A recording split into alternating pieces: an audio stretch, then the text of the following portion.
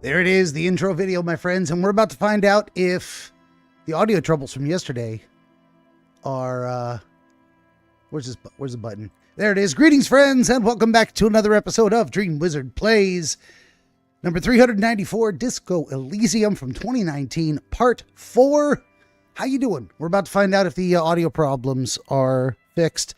I'm going to turn this up for just a second and monitor my own stream briefly here. Oh shit, let's turn this off.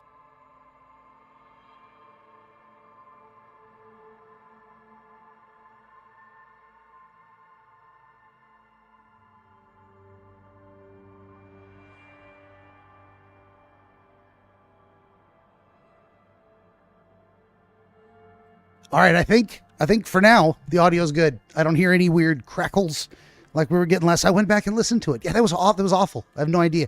It had to be. Okay, it doesn't make any sense to me because the audio being picked up from the game by the capture card was then being fed. That very same audio that you are hearing was split out to you and split out to me in my own headphones. I wasn't hearing that crackle at all.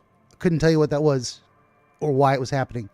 All I know is that right now I'm broadcasting and the broadcasting CPU says it's riding right around 35%. That's where it should be. It was spiking up to 50 something percent of the CPU ate up by who knows what. And so there was something weird going on, I think, on the machine itself that just magically is not a problem today. So yeah, it is what it is. Let's get this stuff up on the screen here. Would you kindly smash that bike? Smash that bike. Okay. Like, share, subscribe. Smash the like button. Share the show with your friends. Subscribe to the channel. All that good stuff that streamers always say. Probably better that I fumbled the words because now they stand out more. Yep, I'm going with that. 17 currently available works of historical dream literature as per the banner bar up top. Book 3. 1, 2, 3 in the series. Right over there. Oneirochronologia, Volume 1, the first of a 3-part series where I do the study of dream interpretation as it evolves over time. And you get to see all these little discrete works and how people of that time were analyzing and understanding the phenomenon of dreams and how to interpret them. Anyway, all this and more available at BenjaminTheDreamWizard.com. Just renewed that domain today. Had to go around updating credit cards over this past week. God, it's been... You never know how many services you've signed up to until it is time to renew, change the expiration date on a credit card. Oh boy. No less than 2 dozen, probably 3 for me. May your accounts proliferate significantly less than mine have. Anywho, you can also head on over to BenjaminTheDreamWizard.locals.com and get this right here. The custom cocktail. Locals exclusive recipe for the socialist champagne. It has a very nice, you can see a very nice pink tone to it too. The, your mileage may vary. Your results will probably be different than what's on the screen there. That picture I found, they had to add maybe some additional food coloring, maybe, to get that. Anyway, what they made was not exactly. They could have used a raspberry liqueur or something like that. I didn't use that. That's not what this is. But if you have a beverage of your own and you'd like to raise a glass along with me, let's do the toast and get into the game. Ein Prosit der Gemütlichkeit. Nostrovia. Kanpai. Salud. Cheers to you. And here's mud in your eye.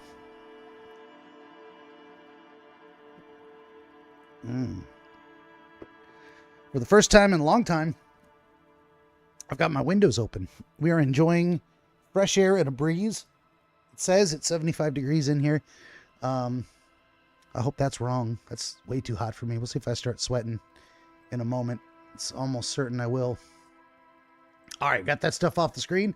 Let's get back into the game. We were exploring dark and dusty attic corners and abandoned buildings, etc. So let's go on with that quest.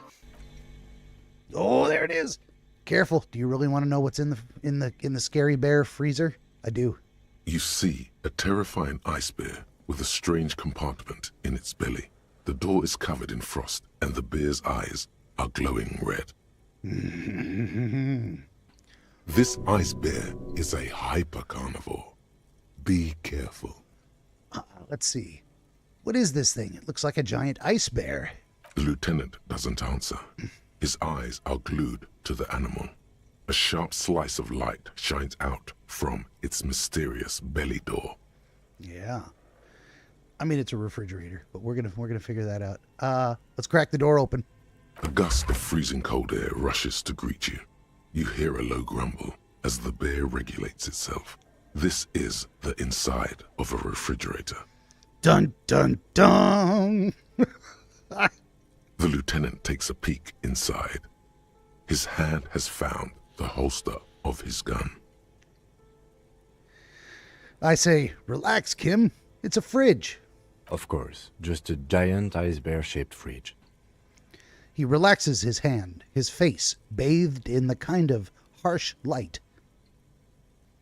of the open fridge door. Let's take a look inside. Let's take a look inside. The shelves are empty.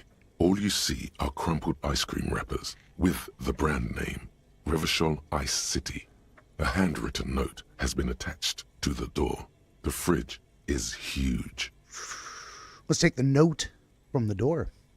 You pocket the note and the little fridge magnets keeping it on the door. Well, we can not go to our inventory to check that out. We got a note and some fridge magnets. How about that? All right, let's examine one of the ice cream wrappers in there. A friendly cartoon bear smiles back at you from a glossy cellophane wrapper. It looks nothing like the fridge. Okay, so this is a themed dispenser you'd find in a store. Maybe it's like ho ice bear brand ice cream. All right. Well, let's ask, what is a giant bear-shaped fridge doing in an abandoned cellar in the first place? Good question. It looks like an ice cream fridge.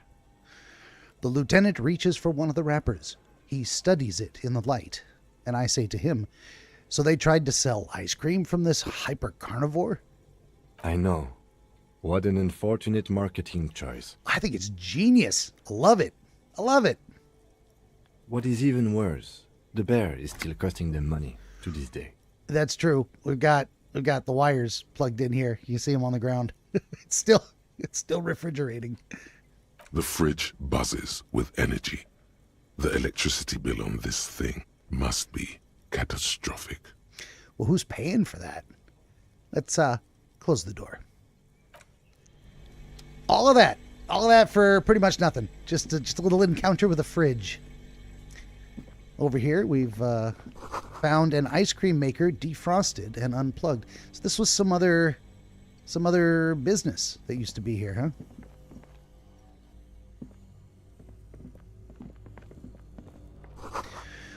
The flashlight casts a strange shadow. There's a hidden doorway here. Over here.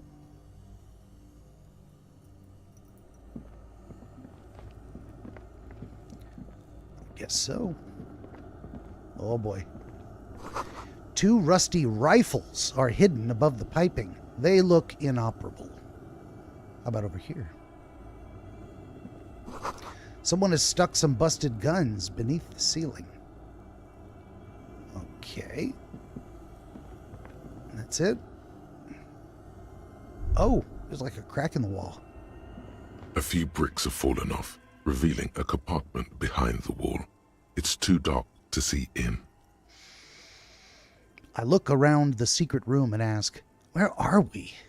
Seems like an old bunker from the Revolutionary period. Look at all those rifles. Must be an old weapons cache. Hey, look here. There's a hole in the wall. There is, yes. And there also appears to be something inside the hole. Interesting. Do you want to take a look? Oh, you know I do. We look inside.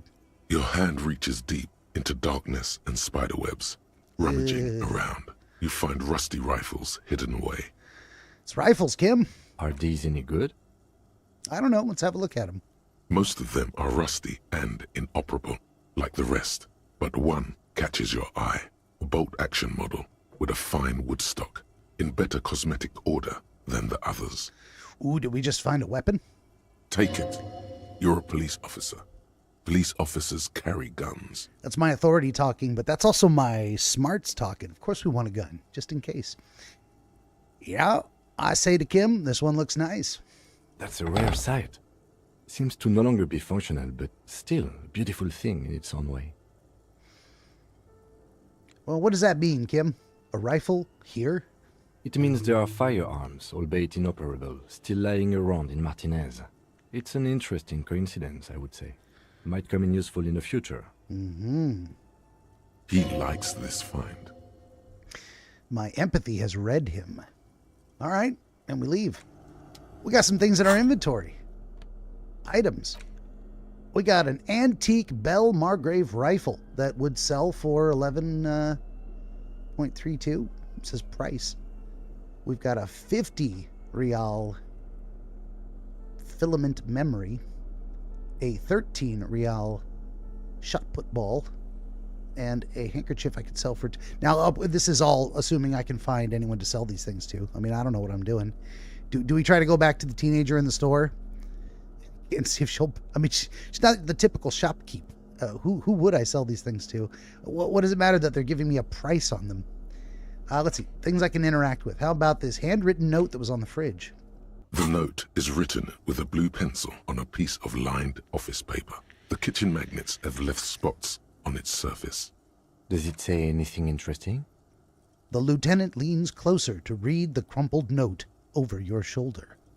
This is tangential at best, but the lieutenant's detective instinct is still active. All right, well, let's humor Kim.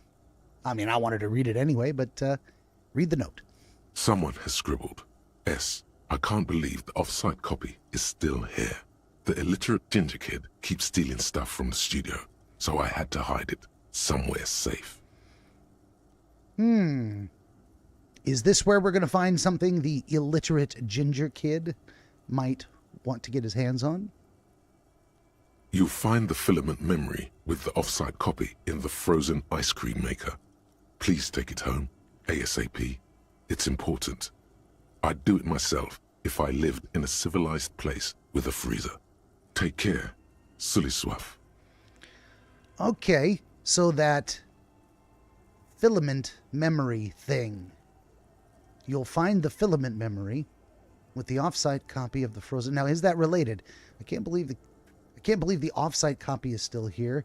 The kid keeps stealing stuff from the studio. Okay, that doesn't say he necessarily was looking for the filament memory thing. Let's see, I wonder who wrote that note. Someone who owns a radio computer? My guess is as good as yours, officer. Remind me again, what is a filament memory? It belongs inside a radio computer, storing its memory. It's like a tape. You listen to disco tapes, right? It's like one of your disco tapes, only for a computer. Okay. It's like the production schedule you found. Only this one's an off-site copy. I found a production schedule? I don't remember that. All right, well, who's the illiterate ginger kid? I think we know it's Kuno, right? Really? You don't have a single guess? You mean Kuno? Oh, I'm sure that child would love to get his hands on the filament memory. Even if he doesn't know what to do with it, he'd probably try to pawn it for speed, based on our encounter. Okay, maybe he does want the filament memory thing. All right, let's see. Do you have any idea where the frozen ice cream maker could be? I don't know. I assume it's somewhere close to the ice bear fridge. Maybe we'll get more than one of those things. All right, let's put the note away. There it is. Look at that. Let's also look here at our questesses. I also want to know, actually, let's do this. Let's back out of here. I want to know what time it is. Let's do a quick save. Oh, it shows me on here. It's 16:58 on day one. So, all right. Well, let's keep exploring.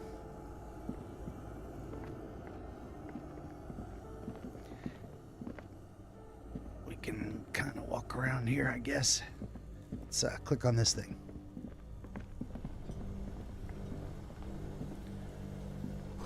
A frozen ice cream maker that is still running.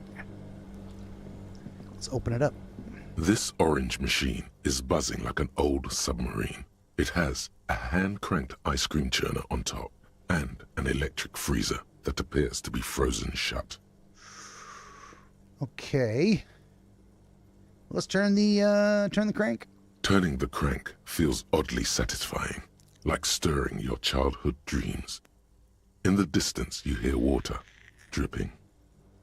It's all gone now. You'll never become a poet or an entrepreneur. Maybe I could still be a poet? What better to assuage the creeping sense of failure than some frozen fat and sugar? Indeed. Let's crack open the lid. You slip your fingers under the frozen lid, but the ice is too cold for you to get a good grip. A pry bar would come in handy here. We got a pry bar. If you want to try again, then you need to have the pry bar in your hand, detective.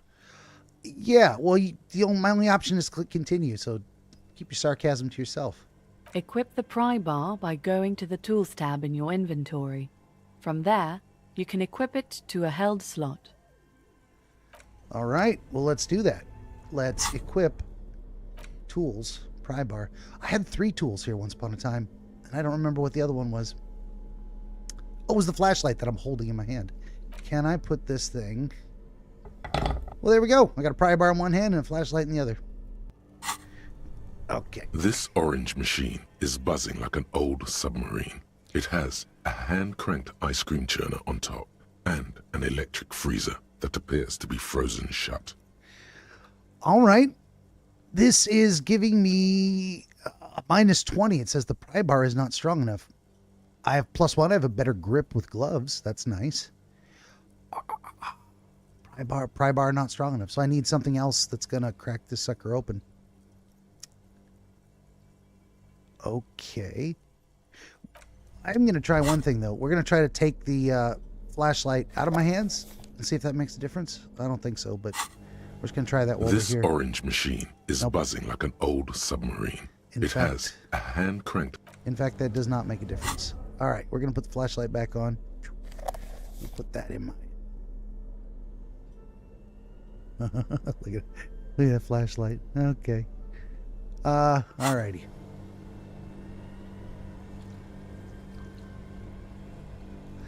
Well, we're going to have to look for some other way. Ooh, what is this thing? I found money and some Nosafed. I'll take it. We got a healing item there and a little bit of real. Well, what's this? 2 cables are plugged into the breaker box. The red one leads to the ice bear fridge and the black one to the ice cream maker nearby. I see someone in the Twitch chat there. I can't read your name. Sorry, it's this weird blue, dark blue on a blue background.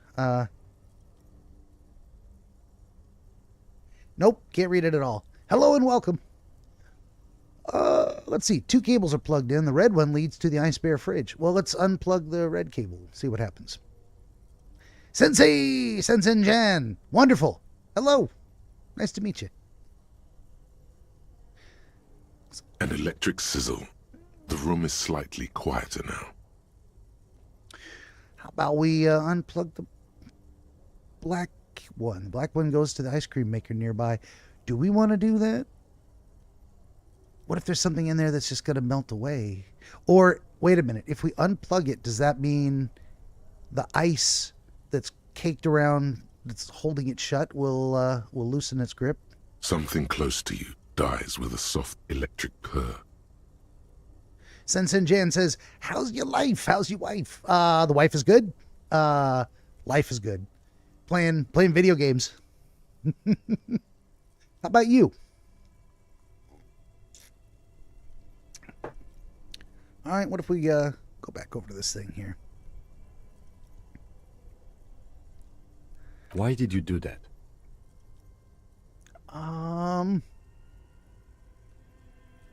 I don't know. Sometimes I do things without any reason.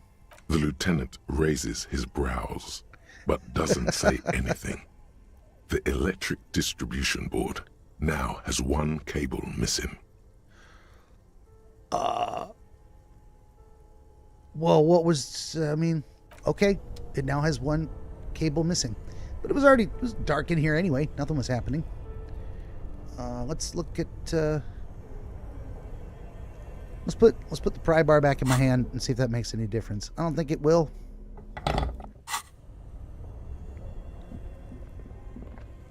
This orange machine Nope. is dead still. It has a hand-cranked ice cream churner and an electric freezer. The ice around it slowly melting. Okay. Well, that's the thing. The ice around it slowly melting, it says. Okay, maybe we give it time. What is this thing? Intercom wires running into the breaker box. Well, what's in the desk here?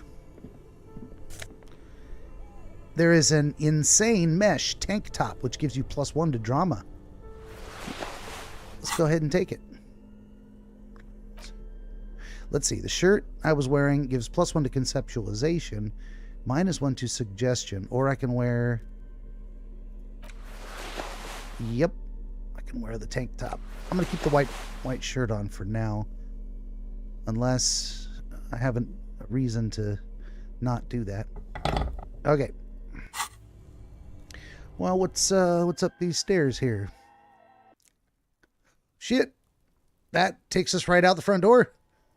Neato. Well, now we got a way in. All right, I wasn't done looking around in here though. I don't think. Certainly there was a way to get upstairs. We were going to try and do that. I'm glad I remembered. Okay. Well, there was only one other thing right here. What is this? The wall collapsed. It is inaccessible now. Well, what's in here? A thick layer of coal dust covers the furnace, coloring it pitch black. Looks like this furnace has a face, and it's a face of agony. Kim, what is this thing? Is it a furnace? Looks like it. Looks like an old central furnace used to heat the building. It's connected to the chimney. He opens the door and gingerly peeks inside. No one has used it in ages. No signs of any recent fire. Only dead rats. All right, well, let's have a look inside this furnace myself. It's dark and grimy here. In the darkness you can hear chatter. It's coming from above. A voice or several voices talking to each other. Near the smoke chamber, upstairs. Really? What are the voices saying? What are you doing? The lieutenant asks when he sees you climb halfway inside the furnace. Let's play it straight. I'm not sure, Kim, but I think I can hear someone talking upstairs. Wait, really? Should investigate. See if someone's upstairs. For sure. I can smear my hands with coal. Why would I do that? Is there a reason to do that? Or I can kick it with my foot.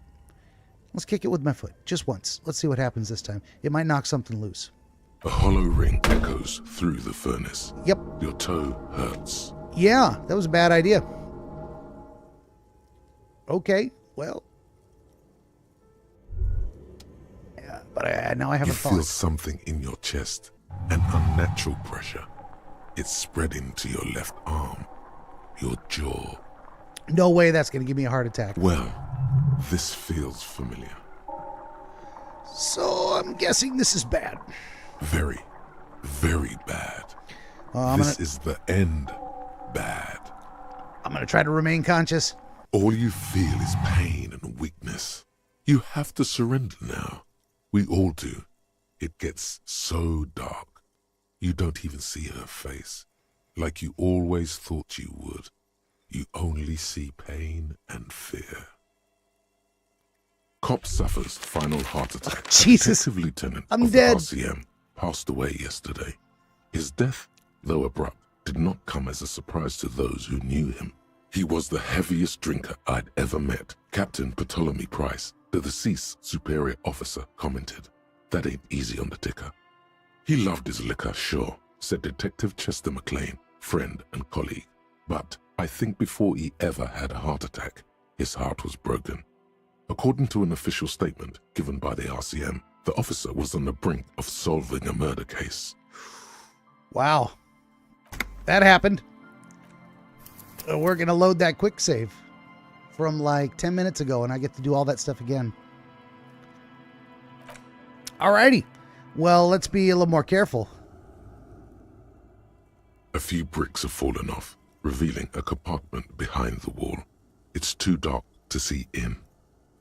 Seems like an old bunker from the revolutionary period. Seems like an old bunker. It means there are firearms. He likes this find. It means there are... He likes this find. So... Oh, okay. I already got the gun. Fair enough. Well, let's we'll be a little more careful, huh?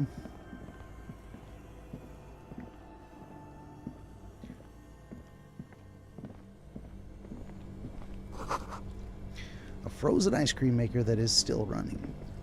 This orange machine is buzzing like an old, turning the crank We're is gonna turn all the gone crank. now. What better to Try to crack slip open your the fingers lid. under if you want to try Move again. along. Equip the pry bar by going to the Tools tab in your inventory. I think we're going to do that just to open up the option. I need to start saving it more often. This is the first time I died in this game, but I guess it's not so hard to do. This orange machine is Nope. So it's still running, but we're gonna unplug it. two cables, an Unplug the electric red, sizzle, unplug the something black. close. Why did you do that? Why did you do that? The I don't know. lieutenant Yeah, we're done. All right, bounce out here. Let's go look at this thing. Breaker box. Let's look in here. We'll get our shirt. New item gained. And let's go look at the new items. Actually, let's put away the crowbar too. All right, clothing items. Here we go. Suppose if you if you had the I don't know, cheat sheet to the game in a way where it says, you know, first do this, then do that. I wonder how quickly you could speed run it technically. All right, back in here. A thick layer of looks Yada, like this yada. furnace has a face. Kim, like what do you it. think No it one is? has used it in Let's It's look dark inside. and What are you doing? I think I can hear Wait, voices. really? You should investigate. See if someone's upstairs. All right. Yes, we are going to investigate and see if someone's upstairs. That's for sure. And also, very soon,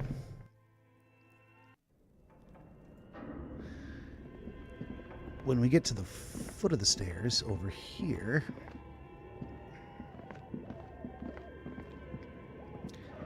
there they are. All right, we're gonna quick save it again and head on up the stairs.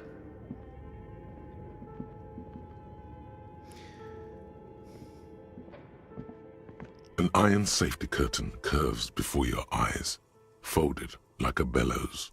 It covers half the room, blocking the way into a colossal industrial chimney. I'm not going to knock on it because that might alert the people that we're talking. We're just going to leave. You can't just do every single thing that pops up on the menu, right? Shoes in a puddle of melting snow. Really? What is this? Oh, I found a postcard. La Delta 51. New item gained. What is that? Oh, I can inspect these things one at a time. Let's do that. Okay, we'll start with the postcard. Oh, it actually doesn't have an inspection thing. Nor can I inspect the gun. Or the filament memory. Or the shot put ball. These feel like items I'm going to use to do something later. Like, definitely, it sounds like the kid wants the production schedule filament thing.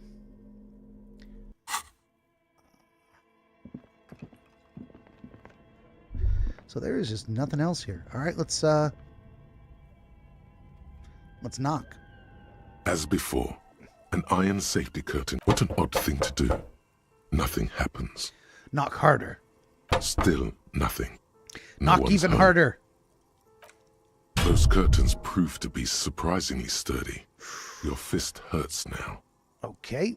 There must be another way to wake up whoever is in there.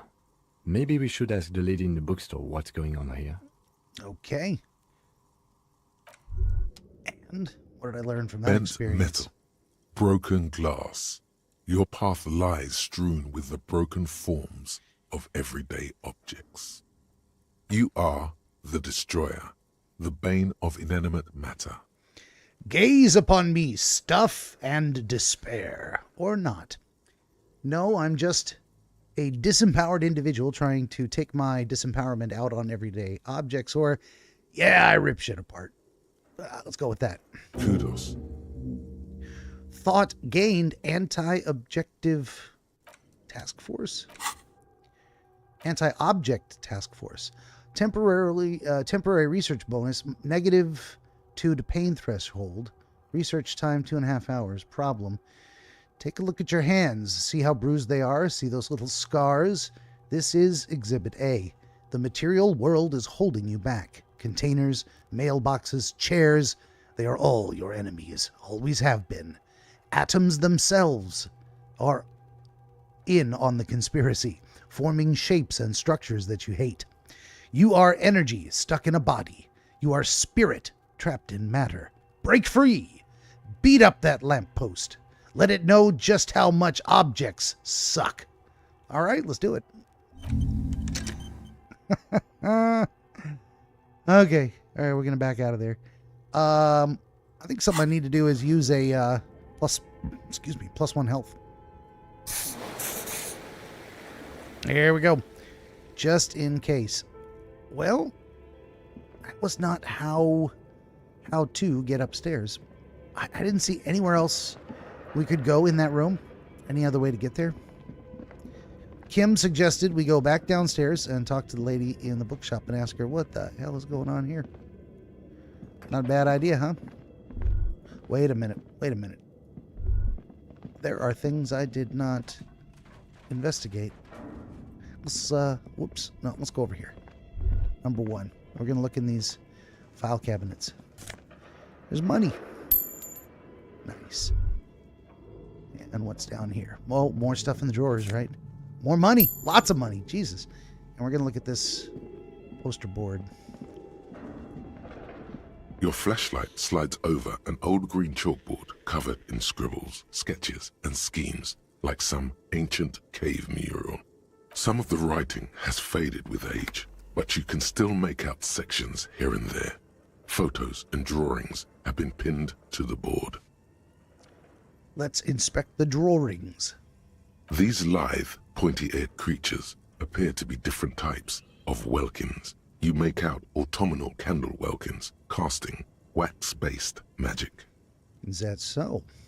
Translucent welkins, with organs shining under their skin, and even ether welkins, hailing from the vast emptiness of sidereal space. Who are all those creatures? Fantasies of a tortured, feverish mind? One of the welkins, towering among the rest, appears to be different, however. Examine the welkin. This is important. It's Vara Hamira, a high welkin, his face white and scarred like cracked marble. This is clearly a welkin supremacist. The note says, all non-welkin races will be purged. Mm-hmm. The Haldor, the Tworg, the humans, and even headless men, all of them, purged. Imagine a world filled only with welkin, green welkin, dread welkin, and the high welkin to rule them all. An inordinate amount of time has gone into drawing these little welkin creatures. Kim, why do you think someone would spend that much time on this? Some people really like building a world, I think, even if it's just for a game. Huh. But who are these creatures? Who drew them? Are they real? I have so many questions. This looks like concept art for a project. It's not really real. Hey, one of them is a Welkin supremacist. Political commentary. That one has a great beard, too. The lieutenant nods at the Welkin's facial hair. Well, this has been educational. Let's move on from Welkins. Just look at those details. So much effort. He's an appreciator of art. And for what? All gone. How about the photos?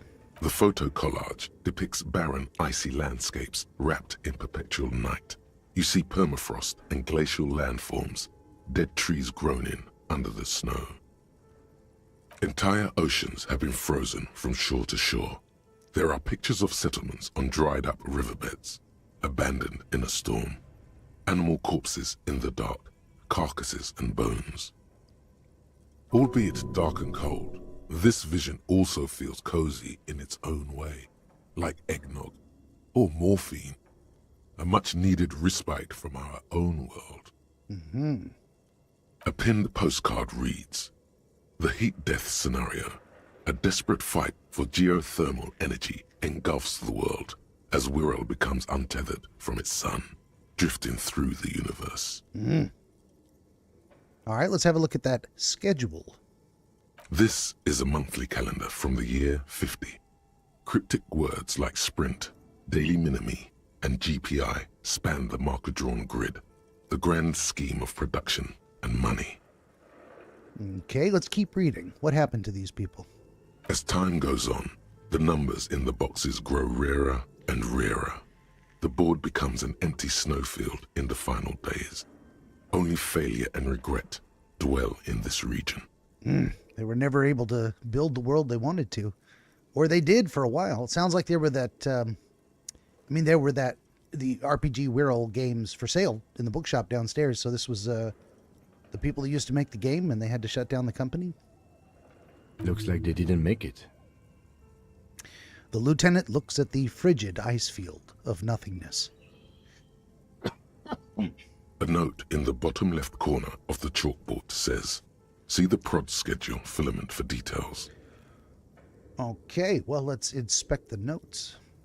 The handwriting is only partly legible, but you can still make out 3 slogans: "Call in, tune out," "Wirral untethered," and "Heat death of the universe." Outside, a cold wind wraps the building in its bosom. Snowflakes in the wind. An old woman passes what the locals call the doomed commercial area. She tries hard not to look at the bookstore windows. It's unwise. And that's the end of that story. But I got like +5 XP for just exploring the story. And before I get myself... it just auto-saved. Wonderful. I was going to say, just before I get myself killed again... Oh, wait. There's a machine here. This appears to be some kind of machine with a cube-shaped heart and a wired framework. The keyboard has a rectangular on-off button. A piece of paper still hangs from the printer. A radio computer. Just sitting here without anyone inside. He sounds surprised and a bit cautious. What do you think, Kim? Should I turn it on? We have one of these down at the station, but I never really learned how to use it. All right, I'm going to turn it on. The machine lights up like some prehistoric animal stirring from its slumber, revealing fluorescent play and print keys on the keyboard. The hatch on the machine's central compartment is wide open. Well, let's look in the compartment. It's empty like a beehive without its brood. Some cables have been left dangling, disconnected. The filament you have would fit perfectly inside the compartment. Well, let's insert the production schedule filament. Like a smooth draw, the filament slides into place. On the keyboard, the play key starts blinking. Let's press play. A bar of fabric right above the keyboard starts producing a soft hum. The sound of static seeps through the machine's planar magnetic driver. Oh no. It was already glowing and now it's also making a sound. It's probably some alien CO-like technology. Probably.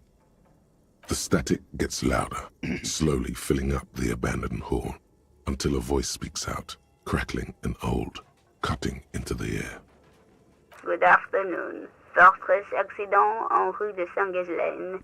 This is East Indian Repeat Station 1. Please repeat. Is this the production schedule? Well, what's the production schedule? So is she talking to me? It's a radio. What did you call me? Fortress accident? Or what, are you a machine or are you alive? Or that's all for now. Press off and go silent. I was just going to play along and say, yes, this is the production schedule. Let's ask, what is the production schedule? The filament you have inserted into the reader. Right. Thanks for the explanation. That was a question. Have you inserted it into the core? Yes. Good. Please repeat the password. You should ask her for a hint. Let's see. A password? I'm really bad at passwords. Can you give me a hint? Or, is it my birthday? Or, this is the police. Please open this thing. Or, I don't know the password. Let's ask for a hint. No. Is it my birthday? Still no. All right. This is the police. Open up. I am contractually obliged to protect the privacy of the filament holder for stress accident. Without filing a warrant with Lintel, I cannot give you access to this filament. I'm afraid we are not doing that, unless we want to wait for a month. Now, can you please repeat the password? I don't know the password. Received. I will register this login attempt. That sounds bad. A login attempt. Something a criminal would do. But I'm not a criminal, or am I? Don't worry. Passwords have a way of turning up sooner or later. Fortress accident. Is there anything else I can do for you today? No, that's all for now. Thank you, and goodbye. Tiles on the cube are still smoldering, casting the framework in a soft glow. Fluorescent play and print keys shine on the keyboard. Okay, it's got play and print. Well, let's press print. Maybe that's, it's going to print out the password? Nothing happens. Son of a bitch. Let's remove the production schedule. The filament slides out of its glowing nest. And leave. Okay. Oh, another thing I never looked at. This old fireplace is covered in lines drawn in blue and red marker, the mesh spreading over the stone like blood vessels on alabaster skin. It looks ghostly and strangely ancient. A diagram for summoning some time-forgotten being. The symbols seem very esoteric. I ask myself, what am I looking at? Radio frequencies, it seems. UKV 123.6, UKV 123.7, UKV 123.9. Some written notes, too. Sparse and cryptic. Radio frequencies for what? Unclear. It looks like a cardiovascular system split into veins and capillaries. Very advanced. So we're dealing with something medical here? You think so? The web is comprised of radio stations, all lead back to one red heart, titled The Game Master Frequency. A note says, this one can listen in on any station it wants. Looks like a surveillance program. Wait, who's the game master? Someone very important. Oh, surely. The leader of a massive on-air game built by these people. Well, if it's a game, who's playing? Whoever decides to call in to a call-in station, it looks like. All of this is gone, left unrealized. Mm-hmm. My God. It's as if the less money they had, the more ambitious their project became. Why do you say that, Kim? The schedule. I know doom when I see it. The company was running out of funding. Okay. What else? Nothing. It's just lines on marble. An echo from times long gone. No one has used the fireplace in ages. Okay. And we're done there. That's it. Well, I'm glad we stuck around to find out there's a machine for reading the filament thing. Okay. What do you think is going on with that computer, chalkboard, and fireplace? Oh, I clicked on him. Let's see. An undercover counterintelligence program or just a failed business. The only question is, what the hell were they making? Yes, that is the question. The lieutenant takes a step back, steepling his hands. It looks like one of those popular pen and paper role-playing games. Only these people were trying to automate it, make it work on radio computers. Uh-huh.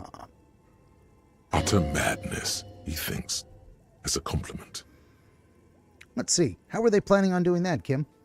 Through call-in stations.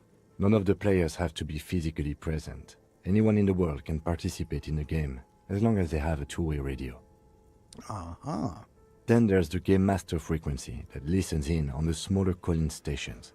I think that was supposed to coordinate the stories, functioning as a master of ceremonies of sorts. His fascination has swept aside other concerns for the moment. He's a little hooked. Let's go down this rabbit hole with Kim, try and build up our partnership with him. Has anyone ever done this before, Kim? Not to my knowledge. They make automated games in Graz, Messina, Königstein. You know, places with industry. But I don't think anyone has attempted to create an interinsulary game before. We just don't have the technology. And this was a role-playing game? Indeed. Those Welkins are a dead giveaway. Role-playing people love that stuff. The world looks like a modified version of the WeWorld board game, with hit death thrown in. Well, what do you think happened to the company? No idea. They stopped filling out the schedule on the chalkboard. Wow. Indeed, it's ambitious and untethered from reality, but... The lieutenant tilts his head, thinking. Let's see, we got some options here. If they were they were insane if they thought they could do this. Or it was just a play to cheat money out of their investors' pockets. Or the world is cold and lonely. This would keep it company. Let's finish it. It's too late for that, I'm afraid. A half smile breaks out on his face. He looks around the derelict room. The pipes howl, and a rat crosses the floor. Okay, let's keep moving. All right, we got some XP. Just checking in with Kim.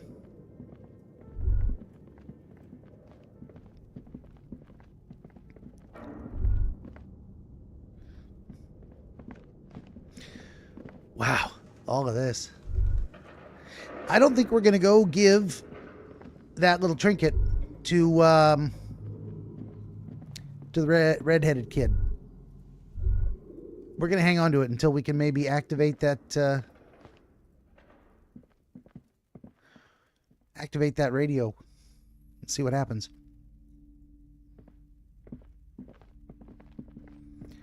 Let's talk to the lady. Oh, we got to go upstairs too. Let's go upstairs here and figure this out. Then we'll come back down and save it. What are these books? These shelves are overburdened with books from the same series. You see the name Dick Mullen over and over. Hey, storekeep. What's all this crime fiction? Oh, crime, robberies, murders, even sexual crimes. We're fortunate to have Dick Mullen and his stories to sort all that out. You're a police officer, apparently. You should buy all of these. They really do teach a person how to be a proper detective. All right, let's have a look through the display of books. Crime fiction is a disgrace. An asinine misrepresentation of the physical attributes of the arduous everyday work of actual police officers. Or so I would assume, because I can't remember shit. These books greatly overstate the excitement of police work, glossing over how long it takes to actually follow up on leads and eliminate dead ends. Yeah, here we are on Thursday of, damn near a week's worth of 3-hour streams. Not quite, but yeah. And I still have no idea what I'm doing. We're on a case. It's in some ways, it's very slow and monotonous. But I'm digging the vibe, and there's interesting things to see along the way. What's more, they completely ignore the psychological hardships of year after year coming into contact with people during the worst days of their lives. That's true. Imagine all you did for a living was meet endless streams of people on the worst day of their life. Oh, that would be terrible. That is terrible. Not a single mention of all the stress this work creates upon the officer's family. Detective fiction just doesn't tell the truth at all. Now, would you like a list of all the books found on the shelf? Oh, boy. Is he going to read, there's a lot of books there. Let's imagine 1, 2, 3, 4, 5, 6, 7, 8, 9, 10, probably 20, 30, 40, 50 books on the shelf. I can imagine this game would actually read them all to me one at a time if I told it, yes, I wanted to hear that. I really don't. Shelves filled to the brim with crime novels featuring the supposedly stalwart Vespertine detective, Dick Mullen. Let's leave. That's enough of that. All right, what's up here? It's a tome of fascist magic. Rather candid. You know what I'm going to do? I'm going to put away that flashlight because I don't need it anymore. Let's put that sucker back in there. All right. A quaint picture book brochure. Very colorful. How about this shelf? The plaque on the shelf reads, Biographies of Famous People. You see a large variety of names, none of which ring a bell. Storekeep, anything of note on this shelf? I would say The Greatest Innocence. Yes, most certainly. It's an important educational tool delving into the depths of history, religion, and their relation to innocentic power. All right. What is an innocence? A very influential historical figure. But surely I don't have to tell you that. You're a law officer, and law officers have at least some education. Oh, of course, of course. The book is also very daring. The author aims to re-examine the universal understandings of the innocentic system, creating a fresh vantage point and a shift in the tired order of things.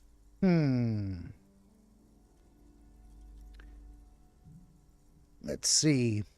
We got some options here. I could say I thought it was about which of these innocences is the coolest and the greatest. Perhaps for a layman, deep analysis is necessary to peel back the multi-layered meanings. So, you recommend it? Certainly. It's prudent for a person to have at least an elementary understanding of history and society. Imagine the chaos we'd be in otherwise.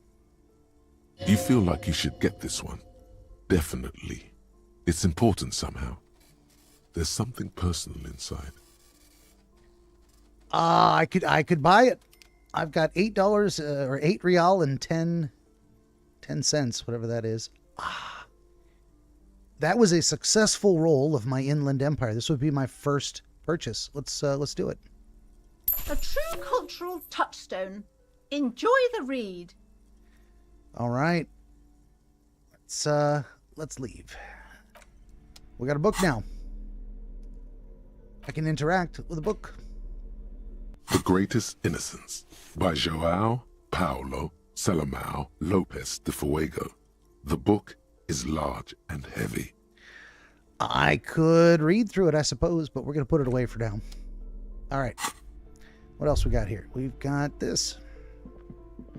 Several maps have been attached to a bulletin board hidden inside the alcove. They're held up by small pins. The board has come loose from one corner. The maps look old and faded. Your eye catches a map of Insulinda, a map of Revachol, and a map of Martinez. Well, let's look at the map of Insulinda. This large map displays archipelagos. You see a constellation of small dots on the light blue emptiness of the Insulindic Ocean. The largest in the northeast is La Caillou. You are here. Another far away in the southwest, Seminese Islands, Ile de Fantôme. All right, what else? Ozon, Laurentide, Fas à la Mer, Archipelagos, North Arcade Islands, all just specks of dust on the vastness of the Insulindic. On the edges of the map, the color fades into a blur of dotted lines, black and white. In the northeast, a dust mite stands on the north coast of Caillou in a bookstore. It's you. Radiating outwards from you, the suzerain Revachol, with a radius of 80 kilometers, still the crown jewel of this Isola would be barely visible. Squint first. Can you see cities in the islands?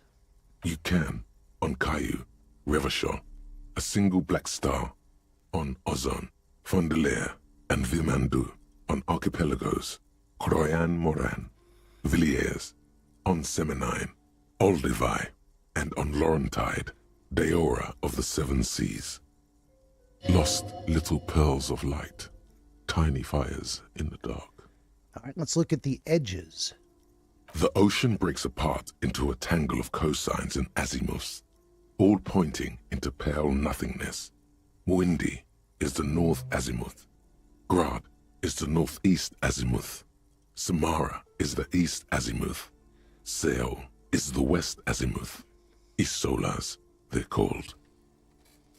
Connections to other worlds, words past the Insulindian, unknown to you. You only know you've never been there. You have little idea what they are. Distant stars, gods, but looking at them makes you feel almost non-existent. Whatever they are, the Isolas are immeasurably large compared to you, and very, very far away. Perhaps they are gods, gods of distance and outer dust. All right, let's look at this here map of Revachol. The north coast of a verdant island is shattered by the delta of a river. It is the River Esperance. Countless bridges put the shards back together, connecting city blocks to river islands. La Delta says a great artificial heart in the center, teeming with life forms and construction. To the east, rolling hillsides, Le Jardin, Stella Marie, the suburbs of Saint-Baptiste, swallowed up into the megacity. They sound rich to you. This is Revachol East. And west of the river? Huron. It's somewhere to live. Not bad.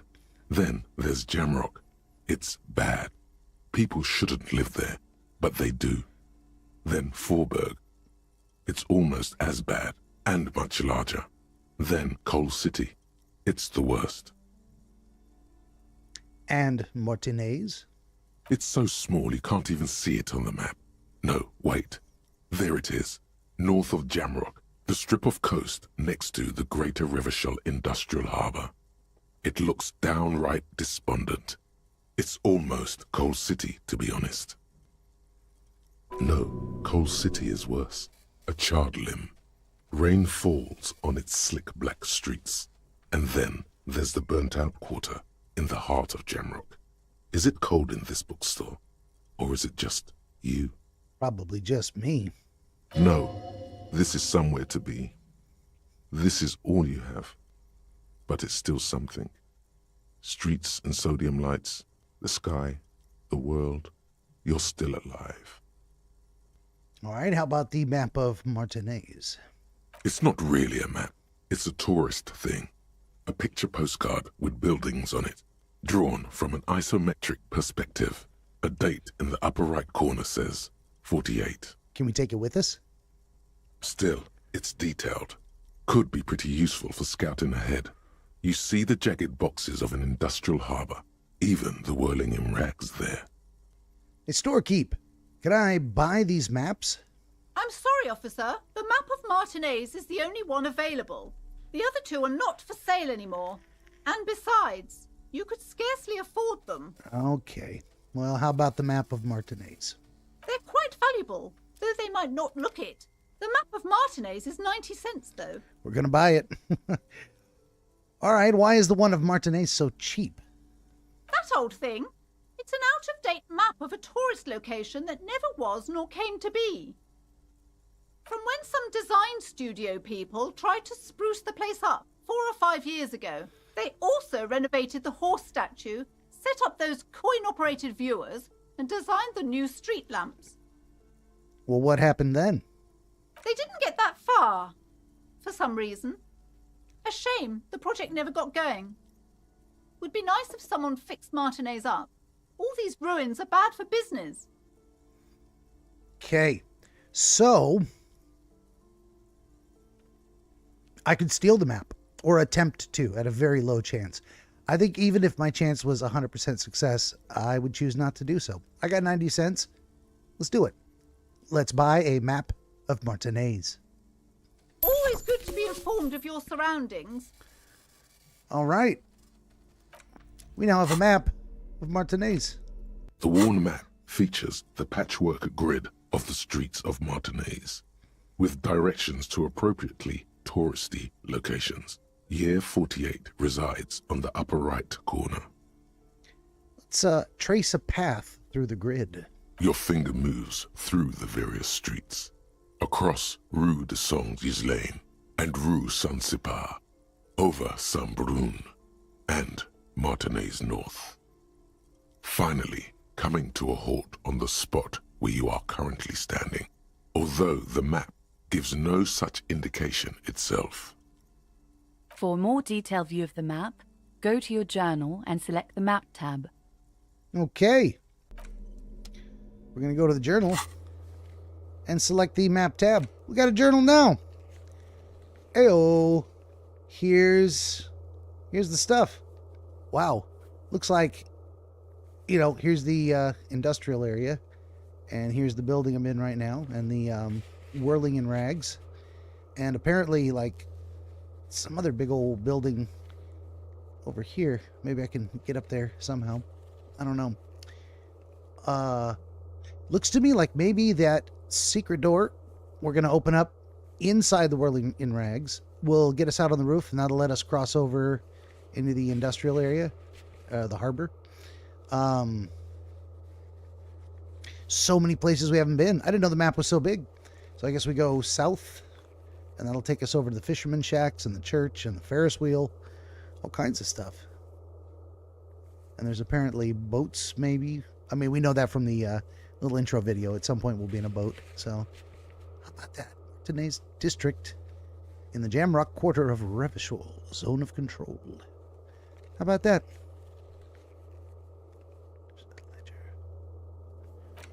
Okay. All right. What else we got here? This bookstore is not strictly about crime, romance, and biographies of famous people. There's also a wide range of paranatural literature. Storekeep, what books are these? Sir, please, no browsing in that shelf. That wisdom is not for free. Not for free, huh? I can't have you end up, opening a police store next door and stealing my customers. Oh, no. Well, let's look through the shelf anyway. Now she's got my curiosity. Amidst the various books, you find one written by someone named Matthias W. Dundas. It's about wholeness, unity, balance. The point of the book, and many others on this shelf, is to give people medicinal advice in situations where they don't have access to paid health services. How does that work? It serves platitudes, while also telling everyone that traditional medicine, the kind people don't have access to, and which costs more than this book, is garbage, and would only give you cancer anyway, without even curing your cold or anything. Is that so? Wholeness, unity, balance, on the other hand, can basically take care of anything. Though it is important to note, when it's up to your mind to heal yourself, then it's because of your mind that you're ill in the first place. Well, does the book say anything else? The book features chapters on topics such as how to find magnesium. It even lists plants you can harvest magnesium from. How to continue drinking if you're an alcoholic who has destroyed his liver. And there's even a chapter on the ancient Seraïs tradition of using duck gallbladder preservatives to treat and prevent sexually transmitted diseases. Pre and post factum apply. Nothing worth buying. This is just mundane garbage. What's even paranatural about this? Oh, we got a really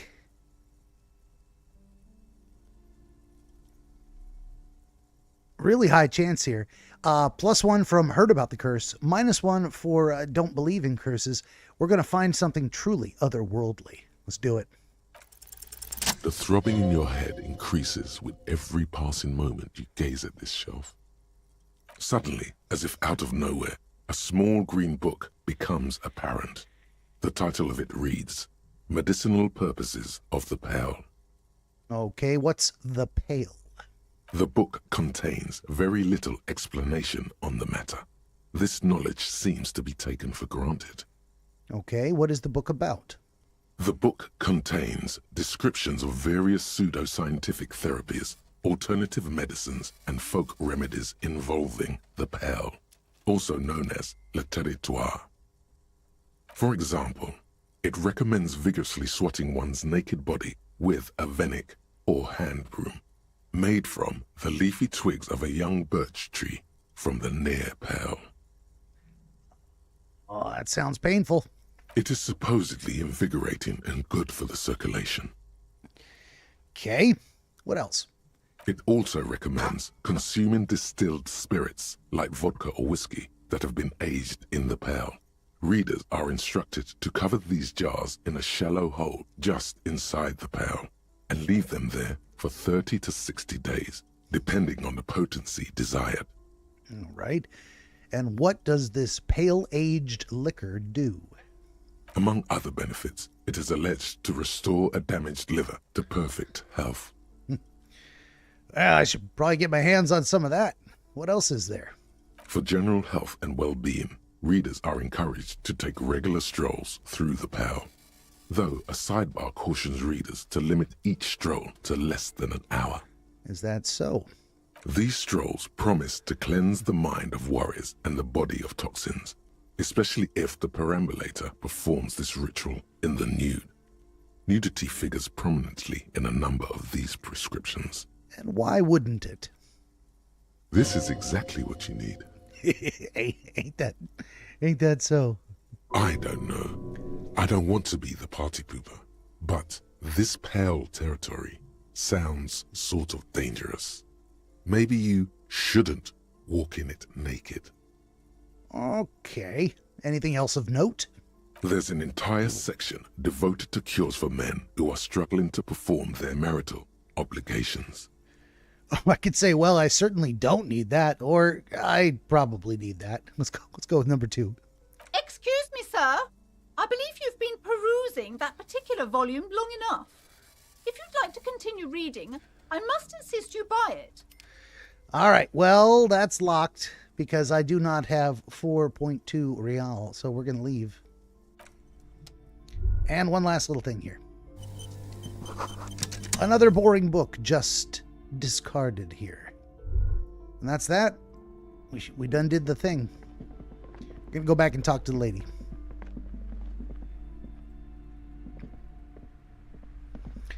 And before we do, we're gonna actually just auto-saved, so we're good. We're good. You broke down the back door, the wards, the door. It's all gone now. Dark psychic energy leeching onto my shop. Lady, sometimes it is necessary to resort to extreme measures. I suppose it's all over now. I guess there's no escape. What are you talking about? It's just a door. Just a door? This place is cursed, Detective. They don't call it the doomed commercial area for nothing. Just look at the sheer amount of companies that have failed in this house. I hope you're happy now. Happy that you've ruined everything. Now that you've broken the door, the curse is coming to get me as well. She closes her eyes and starts mumbling something to her pendant. Cursed. But I thought the curse wasn't real. Of course you didn't. You're nothing but a policeman. She shrugs, visibly dejected. All right. You know what? I'm willing to let you investigate the doomed commercial area. We are set on the path. There's little else to do. But before we go on, tell me, did you encounter the malignant entity? Her eyes narrow as she whispers the name. Let's see. I can say the entity? No, I don't think so. Or, of course, the entity. Close your eyes. I didn't see her, but I sensed her presence. What do we do here? Do we play along with this gal? Let's just play it straight. The entity? No, I don't think so. Yes, the malignant entity that lives inside the chimney. Oh. It takes the shape of a woman, a witch probably. I've suspected that she knows more about the curse than she lets on ever since I first saw her. The chimney we couldn't get open. You mean the chimney that's part of the central furnace? I heard voices coming from there. Yes, I've heard that. It's enormous. She has barricaded herself behind some metal security curtains upstairs. God knows what she's doing there. Some unnatural magic, I assume. You should go find the entity and ask what happened to all the companies in the building. And do return to me after you've talked to it. I'm quite anxious to know what she has to say about the curse. If you're really interested in cracking this mystery, then we should go back to the furnace. Maybe you could yell into it or something. Make some noise. You'll think of something. You always do. Oh boy. Despite his cool, the lieutenant's interested in solving this mystery, too. Let's see. I could ask a few more questions about the curse. Or we could just go and try and shout up the chimney. Okay, I'm kind of curious. Am I going to get more XP for talking to her about the curse? Let's find out. Okay, but please, only a few questions. You wouldn't want to disturb the spirits. All right, then. How does this curse manifest? The curse is so much worse than you could imagine. It's a disease, eating at the very foundation. A shiver runs through the woman as she looks around the dimly lit store. It's the curse of financial distress, of ruin and bankruptcy. She peers at the curtains again. Didn't that curtain just move? Okay, I'm a little confused. What does that mean? Everyone knows that all the previous companies in this building have sooner or later declared bankruptcy, and their malicious spirits are still here, feeding off bad business practices and disappointing income statements. Is that so? Come on. There's something wrong with this building, I can tell you. Ever since I arrived, I've sensed an eerie lingering presence, as if I was unwanted here. Sounds familiar. Strange. I feel unwanted, too. What does it mean? Truly so? Perhaps the dark energies are leeching off you. You shouldn't stay in the store too long. It may be dangerous. All right, well, why didn't you just tell me right away that it's the curse? It's not good to talk about the curse, not in detail. The negativism, it's dangerous. Talking about the void wraiths angers them. Such wraiths may prove a formidable enemy. Suit up.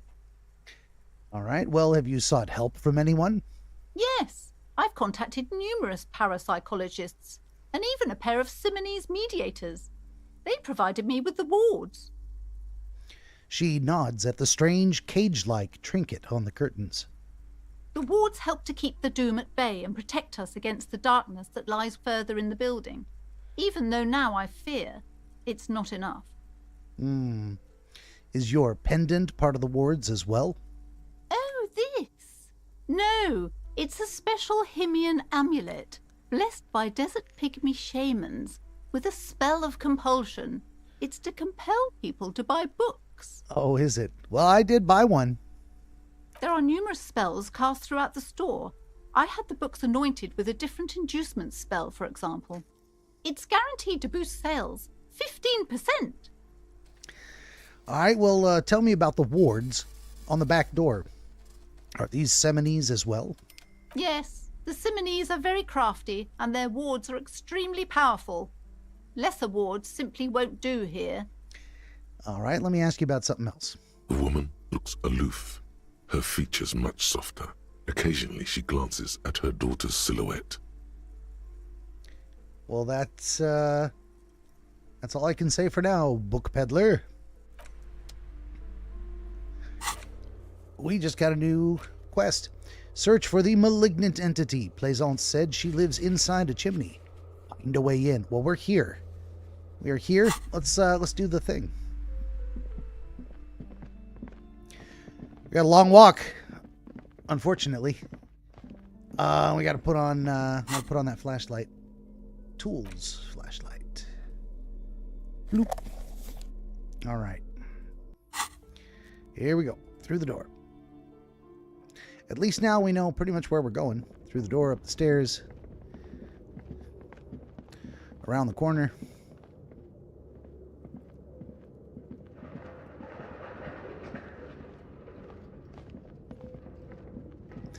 And back into the basement.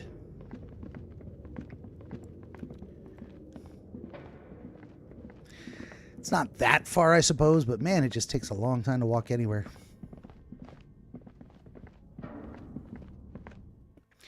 While we're here, though, before we do that, I want to check on this machine that I unplugged, see if I've left it unplugged long enough to melt the ice that I could break into it.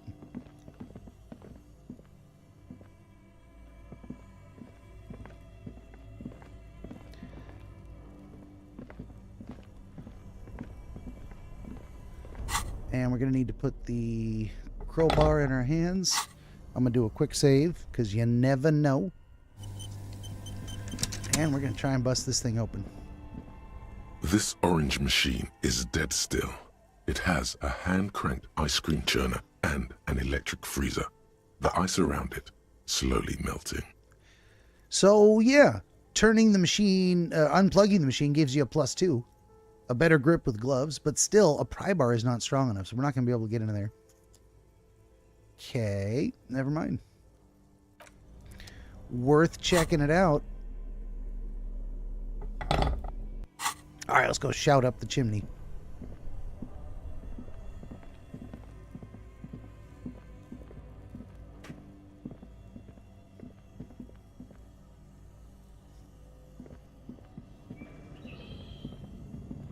A thick layer of coal dust covers the furnace, coloring it pitch black.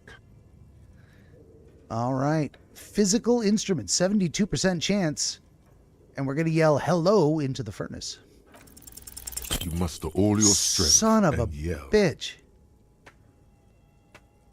Your dehydrated, hungover throat can produce little more than a dry croak. A lifetime of smoking and drinking will do that to you. The chatter from the chimney continues on as before. You seem to have made no impression on whatever's up there. Then again, maybe it's worth actually trying something up there. Maybe you should let your voice rest, officer. Try again later. We're actually just going to load the last save.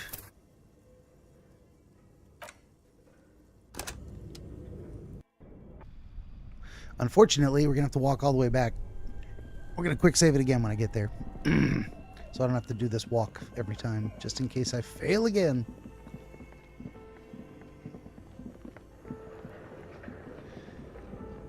All right, quickity save. Oop. And let's yell up the chimney. A thick layer of coal dust covers the something. Ooh, we got breaks it this loose in time. you. A mighty bellow echoes throughout the chimney's depths. The chatter of tiny voices above suddenly cease. Then, Hello? You hear a woman's voice answer. you've awakened the entity. Let's see. I can say, this is the police. Who's there? Not always a good thing to do right off the bat. I can say, I summon the ghost of this doomed commercial area. Answer me, spirit. Or I can say, hello, are you there? Speak to me. Let's go with that rather mundane response. Hello? Did you say anything? I can't hear you. Please come upstairs. There's a safety curtain on the second floor. I'll open it. Okay. You hear a low rumble upstairs, the sound of a curtain being pulled aside. After you, officer. All right. We're heading upstairs. We found one way to get through this mess. Excuse me. But we are also, we're going to put away the crowbar for now. Don't need that. What's going on here? Click on the stairs. There we go. And upstairs.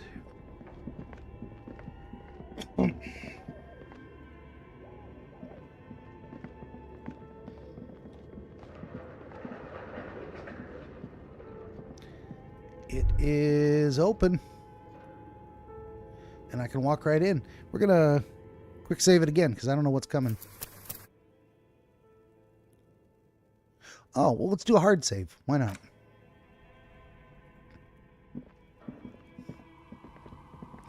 Ooh, you know what? We just hard saved it, but I'll tell you what. It's about time for me to take a 10-minute break. I'm going to take this dog out to go pee, and I will be right back. Hopefully, plus or minus, hopefully minus 10 minutes. So hang in there. I will be right back.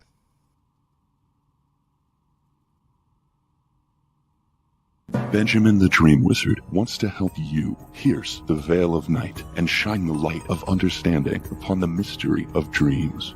Every episode of his Dreamscapes program features real dreamers gifted with rare insight into their nocturnal visions. New Dreamscapes episodes appear every week on YouTube, Rumble, Odyssey, and other video hosting platforms, as well as free audiobooks exploring the psychological principles which inform our dream experience, and much, much more.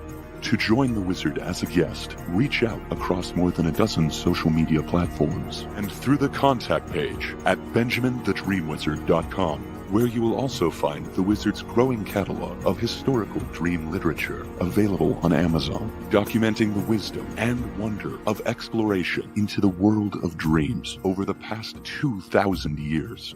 That's Benjamin the Dream Wizard on YouTube and at benjaminthedreamwizard.com.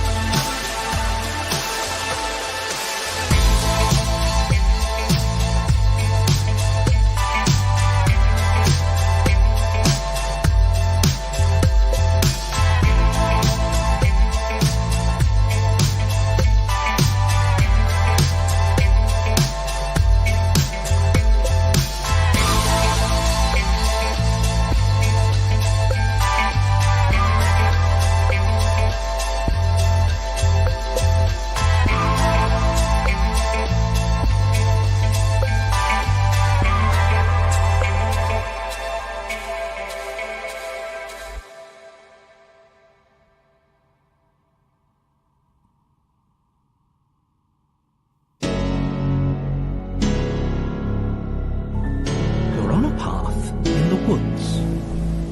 And at the end of that path is a cabin. And in the basement of that cabin is a princess. You're here to slay her. Wait, what? If you don't, it will be the end of the world. Now hold on a second. Don't you listen to him. What did I ever do to you? She will do everything in her power to stop you. Well, yeah. I don't want to die. She'll charm, and she'll lie, and she'll promise you the world. And if she has the chance, she will kill you 12 times over. Is he even listening to me? Don't forget, the fate of the world rests on your shoulders. You're not actually going to try and slay me or anything, right? Because I wouldn't if I were you. If you try, I'll kill you. As many times as it takes.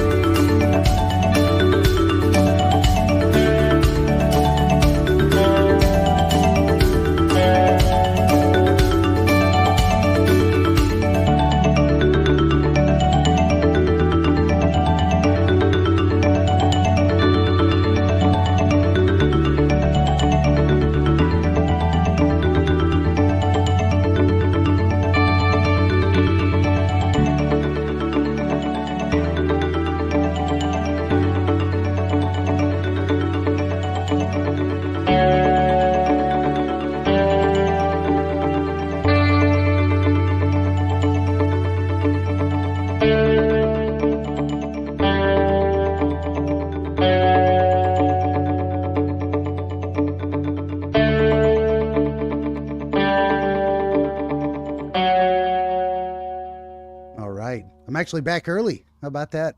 We'll cut it off there. Jusant's coming soon. Indeed. There we go. Break time is over. Got myself some fresh socialist champagne. And off we go. Back to solving the mystery. What do we got here? This tray is full of dice, colorful polyhedral dice, hundreds of them. The candy dispenser has been repurposed to contain thousands of dice. Well, we got a person to talk to, and that's that. Hello, I'm Nia. A bird-like woman sits on a throne of tools with emerald light shining through her hair. Did you try knocking on my window? I must have missed you. I've been listening to my Melius. She taps on her headphones. So what kind of die are you looking for? She's been running a business here, huh? Could this be the malicious entity? Perhaps it's wise to go along with this masquerade for now. Indeed. Very wise. She's got a direct view to the backyard. You should interrogate her about the lynching. Well, let's start off with some other questions. Hold on. What do you mean by milieus? Yes, a milieu is like a call-in station. You need a two-way radio to access one. That's why I have these. She pats the headphones on the table. Mostly, they just teach you to swear in different languages. But some of the stations can be quite interesting. I was so absorbed, I must have missed you knocking. Okay. I'll say, I must have me confused with someone else. I haven't knocked on your window. Then how did you get inside? By the south entrance? You know what? It doesn't even matter. What matters is that you're finally here. Let's talk dice. Did you have something specific in mind? Well, why are you asking me about dice? I'm a novelty dice maker. Tell me the name of your role-playing system and I'll make the die you need. That's why you're here, yes? As she speaks, her bone-like fingers fiddle with a ring. Her bones light, but her hands strong. Role-playing games? You know the one made by Fortress Accident. Does that count? Sure, I like role-playing games, and I need some dice, or maybe I'm not really sure why I'm here, honestly. Or, no, I was looking for something else. Squint your eyes mysteriously and say, answers. Let's see. Well, let's do the mysterious thing. Answers? How strange. These days people only come to me for dice and role-playing games. I'm not sure how helpful I'll be, but go ahead and ask. The walls around her are covered with rows of precious stones and minerals. This person means you, or no one else, absolutely no harm. She will answer freely and honestly. Okay, well, how did you come to be a dice maker? How did I become one? It was a business decision. I was a regular jeweler at first, but that's an unfocused field with too much competition. Some of my friends were role players. They asked me to make some polyhedral dice out of cobalt. That was my first order. I grew it from there. Well, do you like role-playing games yourself? Not especially. I like working with rare materials and a steady pay. And role players as customers? They're nice people. She's thankful for the security they provide her. Let's see, I could say, okay, I'd like to order a die from you. Let's find out where that takes us. Of course. Tell me what you have in mind. Let's see, do you know the We're All Untethered game? I want dice for that. Or do you have any cursed dice? Or tell me about your most extraordinary die. Or I'm sorry, I don't actually know what die I want. Or just a normal die for me, please. Very regular. Or I'm looking for something to help with my work. Or actually, I need more time to think. Let's look for something to help with my work. I think I have just the right one for you. She opens the top drawer of her work desk and takes something out. 2 polyhedrons, red and blue, are cradled in her palm. Police colors. Because, I'm a police officer, right? Not the most original, I know. But sometimes the obvious choice is obvious because it's best. Okay. Here, catch. They're a gift from me. She's gonna give me a gift. I can make a hand-eye coordination check. Let's try. Oh, let's try. Mr. Smooth moves. Oh, you I snatch did the it. dice out of the air with one hand, just like you're in a movie. Well, let's wink at the dice maker. Oh, what are the odds? The red one is made of bloodstone with a lapis lazuli inlay, and the blue one is the inverse. I believe these dice are your lucky charm, officer. Well, let's just cross our fingers and believe in luck. She winked back at you. Can you believe it? You truly are Mr. Smooth Moves. Do I get +1 morale from that? You definitely need luck in Martinez. Was there anything else? Yeah. What do you know about the man who was lynched behind the whirling in rags? Nothing really. I didn't know him. Not exactly the question I'm asking. Who cares about the dead body? We might be dealing with a malignant entity here. Oh, shush, Inland Empire. The lieutenant looks at his notebook, then the woman under the large window. Your window looks directly onto the courtyard. You're saying you didn't see or hear anything unusual last Sunday evening? I'm sorry, Detective, but as you know, I usually have my headphones on when I'm working. It shuts out most of the daily ruckus behind my window. What do you mean by daily ruckus? Well, there's always something going on in the Whirling's backyard. She stops to try and come up with an example. During daytime, there are usually those kids. And lately, I've been seeing a lot of drunk workers hanging about. Must be because of the strike. She's not sorry to disappoint you. Informing on someone in a murder investigation would intrude upon her focused existence. She's not wrong. But I never saw anyone during that fateful Sunday night, I'm afraid. All right. And you never took your eyes off the work to look out the window? I might have, but in this case, all I would have seen is my own reflection staring back from the darkness. It's a fair point. It's really hard to make anything out in the yard when it's dark outside. Besides, I rarely get up to look out the window when I'm in the zone. Well, do you often work on Sunday night? It's an odd profession, making dice for people. But I like it, and I prefer doing this to sitting at home. All right. Well, thank you for your answers. She nods. Anything else, officer? Let's take a look around the room and ask her, hey, where are we anyway? What is this place? We're inside the chimney of an old central furnace. It's strange, I know. She looks at the ruddy bricks that make up the walls.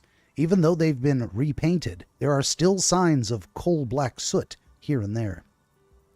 But when I arrived here, all the other rooms were taken, so I had to build myself a makeshift home. Besides, I don't really have to pay any rent here, so that's a plus. Definitely cuts down on the cost of doing business. Plaisance was right. There's an entity living in the chimney. You should ask her about the curse. Let's ask her about the curse. Creative. The lieutenant looks around the spacious room, its ceiling fading into shadows above. Well, I've heard this place is cursed. Did you know that they call it the doomed commercial area? I've heard the stories, but I don't think those stories are true. Well, Plaisance is the one who sent me. She's convinced that the place is swarming with malicious energies. Plaisance, the bookshop lady? I've heard that her business is doing rather well. Have the energies spared her somehow? I can tell her actually the bookstore isn't doing that well. I can tell her the curse is just biding its time, or I don't know why the bookstore hasn't gone bankrupt yet. That's why I'm here to investigate. Let's do the first one. All right. But it's not just the bookstore that's still up and running. What about the whirling in rags? Some people say it's part of the building complex. Hold on, the whirling in rags is part of the doomed commercial area? You could say so. Both houses were built at the same time and under the east of the Commerce Central project. Yeah, but it's still a separate building. The malicious energies can't reach there, huh? Or, no, the whirling isn't doing too well. Its waitress just took off and customers have trouble paying the bills. Let's do that one. And then there is me. She sighs, looking at her messy work table. All kinds of tools lie scattered, from knives to carving files to wire cutters. I've been here for 14 years, selling novelty dice to role-playing enthusiasts. Not exactly a million-real business idea, Yet somehow I've survived despite the talk of malicious energies. Strange, isn't it? Is it? It's because she's in cahoots with the demons. Let's see. Plaisance thinks you're the source of it, a malignant entity, or it's because you're competent and dedicated to your craft, the curse doesn't affect people like you. Or the curse will get you, have no doubt about it.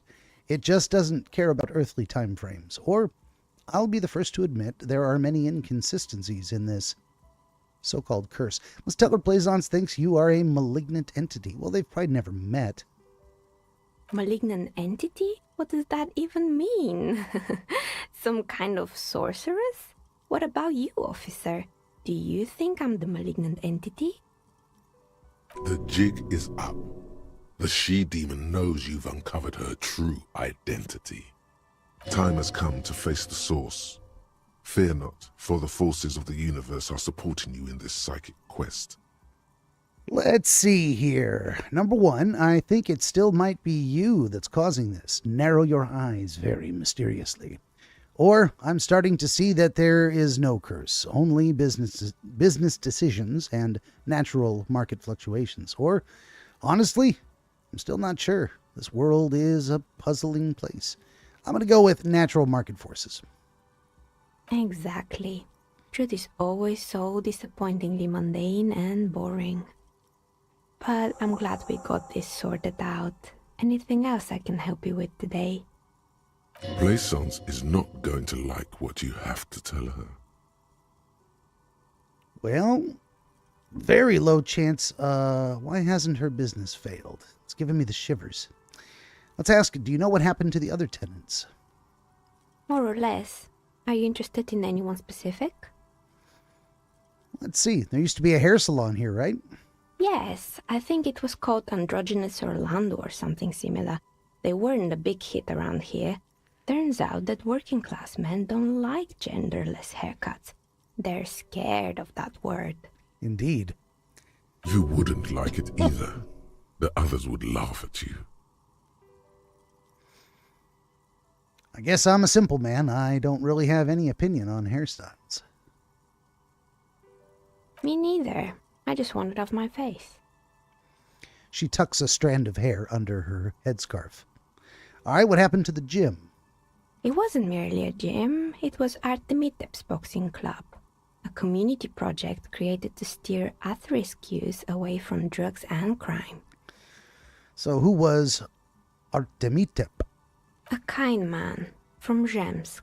I heard he had some trouble with the law when he was younger, and that's why he wanted to start the gym, as his way of giving back. Well, maybe that's what that boy Kuno needs. A community-centric boxing club. Kuno. Who's Kuno?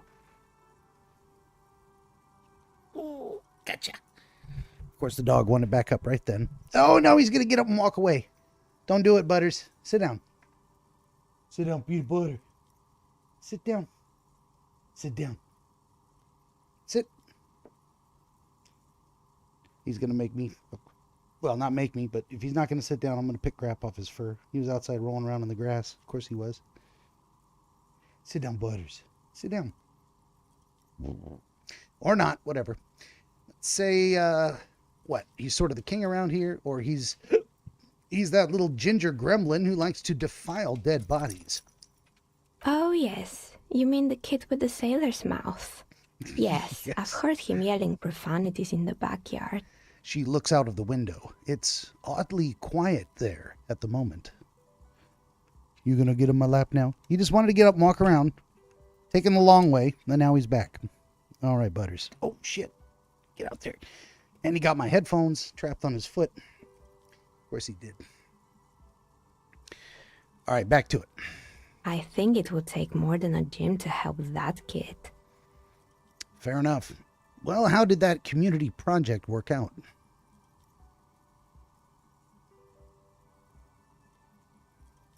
Or, judging from the kids I've met so far, it didn't really work, did it? Let's go with that one. It didn't. If anything, it made the youth situation in Martinez even worse. At some point, someone started a rumor that the punching bag downstairs was full of amphetamines. Maybe it is. You should have known it. My electrochemistry is piqued by the possibility. Eventually, the coalition took away the funding and the club went bankrupt. This was a few years ago. It's gotten much more peaceful around the plaza ever since. All right, well, what's up with all the broken windows? Oh, this one's a mess. There used to be a company that promised to repair windows 24 hours a day. What could go wrong with this one, right? Oh. Turns out, the business was actually set up as a front for an illicit group that was producing snuff milias. Who would have guessed? I honestly did not guess that. And they never cleaned up the debris either. Now it's just littering the hallway and I have no idea how to get rid of it on my own. Cool, very cool about the debris, but what's a snuff milieu? Do I want to know? It's a sub rosa radio station that broadcasts real murders with real victims. Some people pay good money to get off on it. Well, son of a bitch, that's what I thought it was. What does she mean, to get off on it? Oh, you don't want to know. Don't worry, the ICP has a separate division that deals exclusively with unlicensed sub-roses. This isn't our problem. Okay. Good luck with that. It's not easy catching those perpetrators. Then she lets the thought go. All right, did someone around here make stuffed animals? I saw mounts lying around. You mean Mr. Fabron, the taxidermist? No, he mostly just did drugs. Well, who wouldn't? If you're a taxidermist, it seems a very morbid thing. But what drugs exactly? I need to know what drugs he was doing for my, police report. Let's ask. He got high on some weird taxidermy chemicals. I wouldn't recommend it to anyone. Eventually, they caused him to lose control of his bladder. The smell was awful. That is terrible. Let's not do those drugs. Even you can probably do better than that. I lose control of more than my bladder. You can almost see it. A small, sickly old man, hunched behind his work desk, his pants stained with old piss, stuffing a sad, stiff-legged raccoon dog. The entire scene looks tragic. Yeah, we'll let that one go. Okay, well, I found some creepy mannequins. What can you tell me about that? There used to be a fashion atelier here, but I have forgotten the head designer's name.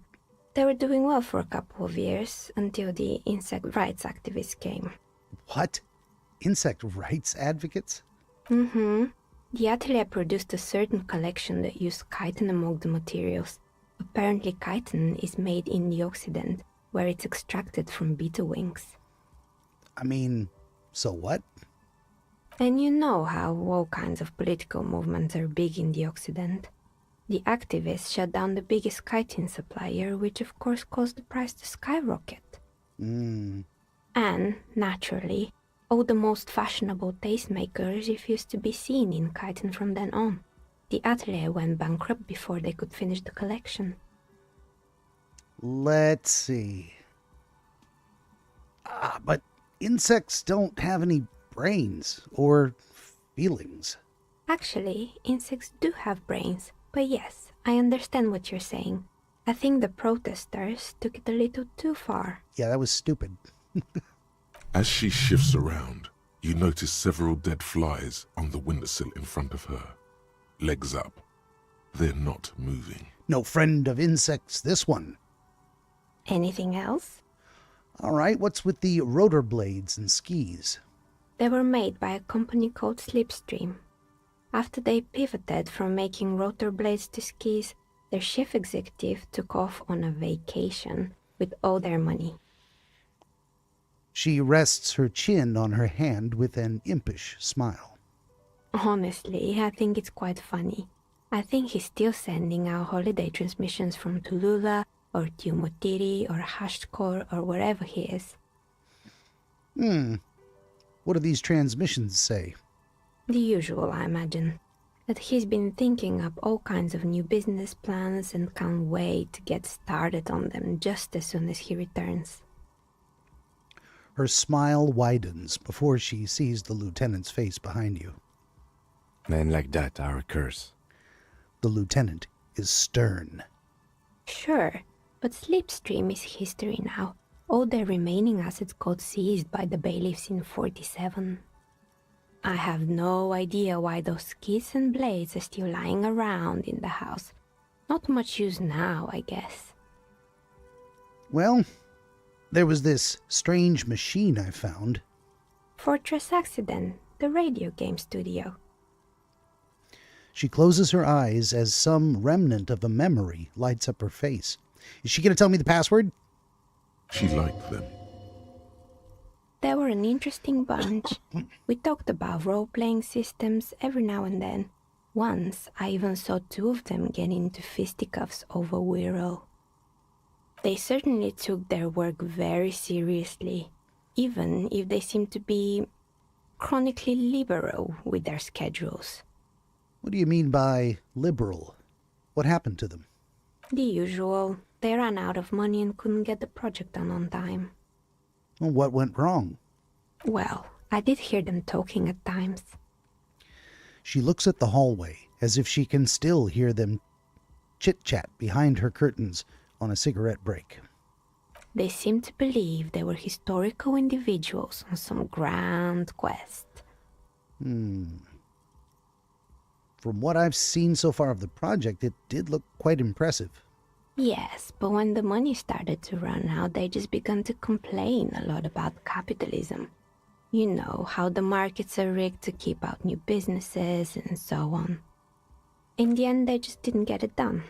They didn't have enough willpower to produce something truly historic and to show up to work on time. That's usually the first thing you got to do. If you want to do anything truly historic, you got to show up to work on time. She's right. Showing up to work on time is important. See? Even my authority agrees. Showing up to work on time is hard. No, scratch that. Showing up to work at all is difficult, especially if you've been drinking. Also true, unless you're like me and you literally drink on the job. Prost. Let's see. Showing up to work on time is hard, or you're right, they should have tried harder, or the one that I favor, that's too bad. I would have supported them. The project looked great. Let's go with that. Not the wisest decision. You would have lost all your savings. Fair point. She tosses a pair of dice on the table. One of them stops near the edge of the metallic desk. The dice is black and filled with little silvery flakes, like snowfall. Anything else? Well, there was a terrifying taxidermied bear in the cellar. Oh boy, the fabled Revachol ICT. You're in for a treat here. She smiles and leans closer, hands on her knees, like a stand-up comedian ready to tell a story. The place was owned by two guys who had some rather innovative ideas about marketing. The bear was one of them. Now ask me about their other ideas. Okay, what were their other ideas? There was really just one, and it involved picking out the prettiest girls in the neighborhood and paying them 20 cents per hour to man the booth. And by man the booth, I mean slump behind the counter with a face that could maim you if you ever dared to disturb their bored magazine browsing. She leans back, disapproving. Sounds like she really didn't like those girls. Fritta does the same thing. Well, let's tell her that. I know a girl just like that. She works in Fritta as a cashier. She's not particularly friendly. Or, what do they expect? 20 cents an hour is dog's pay. Or, that's an award-winning idea. How else do you choose people around you? Or, I don't have an opinion. Let's go with, yeah, I know a girl like that. Employing silky teenage girls is a widespread practice, yes. Unfortunately, they always come in packs. I'm talking about acne-ridden girlfriends and gorilla-like boyfriends loitering near the shop. At least that's what happened with Revachol ICT. And they already had the bear. She closes her eyes as if remembering something painful. Oh, what about the bear? The bear. She repeats, pressing thumbs to her temples, like trying to suppress a headache. I ask her, it didn't work out? Of course not. The bear was terrifying. No one wants ice cream guarded by a hostile apex predator. To make matters worse, the fridge didn't work too well either, and half the ice cream came out malformed and partially melted. That's a problem. Eventually, Ravishore Ice City lost the price war to its rival, Glace 5000. Glace 5000 sold caramel sundaes for only 5 cents a piece, out of regular fridges. That is the market doing its job. Or, I'm sure the bear was doing its best. Or, the bear was scary. Every time I saw that bear, I felt scared. Like it could become alive at any moment. Or, tell her I killed the bear. Let's tell her I killed the bear. You did what? She rolls her swivel chair an inch closer to you, unsure whether she heard you correctly. I had to kill the bear to become the bear. Or, I murdered it. With my own bare hands, I laid it to rest. It's my trophy now. Or, I unplugged the fridge to help Revachol Ice City cut their losses. Let's go with that one. Of course they left it plugged in. Even in death, the bear is costing them money. The taxidermist who made it said it was his vision beast. He said he met his vision beast while high on desiccants. He called it Megatherion. Of course he did. Scary, but cool. Megatherion, you say? Megatherion, a mega wild beast. Well, what's a mega wild beast? It's an imaginary beast that guides you through life by telling you to do more drugs, mostly. A wise and noble beast, guiding you toward the land where the streets are paved with drugs. Sounds delicious. The horrific necktie tightens around your neck, strangely excited. But it doesn't feel particularly fun this time around.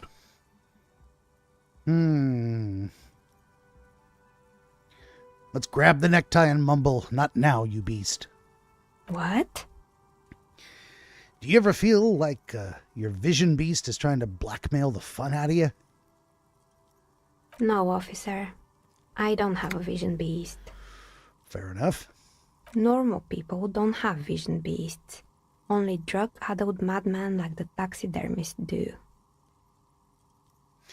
What about horrific neckties? Do normal people have horrific neckties? Neckties? I guess they do sometimes, officer. But I don't understand how it's relevant to our discussion. I don't understand either. I'm just having fun.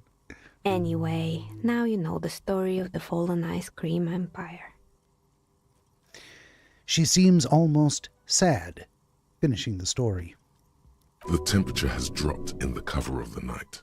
You see frost on the windows. Anything else? Another failed business, perhaps? I've been here for a long time. It is 10 minutes after 7 p.m., 1911. Let's see. I found the building's intercom, but it's not working. Oh, right. I hope you didn't try to ring me. I think none of those doorbells work, including mine. I'm still in the middle of connecting the wires. Sorry about the confusion. So you're telling me that you have a doorbell there? Which one? The one with an empty name card. It's the last one in the list. As I said, it's quite useless right now. It doesn't work yet. Okay. Well, I have a few more questions about the building. Sure, I'm listening. Or actually, I have more questions about the intercom. She's going to give me a quest to fix the intercom. I'm pretty sure it still doesn't work, but sure. What do you want to know? Apparently, no. Sure, I'm listening. Why was that one still unhighlighted or whatever? Okay, actually, I had other questions. Good. I hope it clarified things a bit. What else? Let's see. Should I go for more questions about the building? I'm listening. Nope. Nope, I should not, as a matter of fact. Good. I hope it clarified things a bit. We're going to leave. What else? We're going to save, and I'm going to come back in here and try to answer this question. Why hasn't her business failed? Quick save. Back into the conversation. Oh, it's you again. Are you looking for a die? Cross your fingers. It's a low chance. I'm going to fail. I'm going to fail, of course. You feel nothing. If anything, it's uncomfortably warm in here. We're going to load the game and try it again. Save, scumming. Here we go.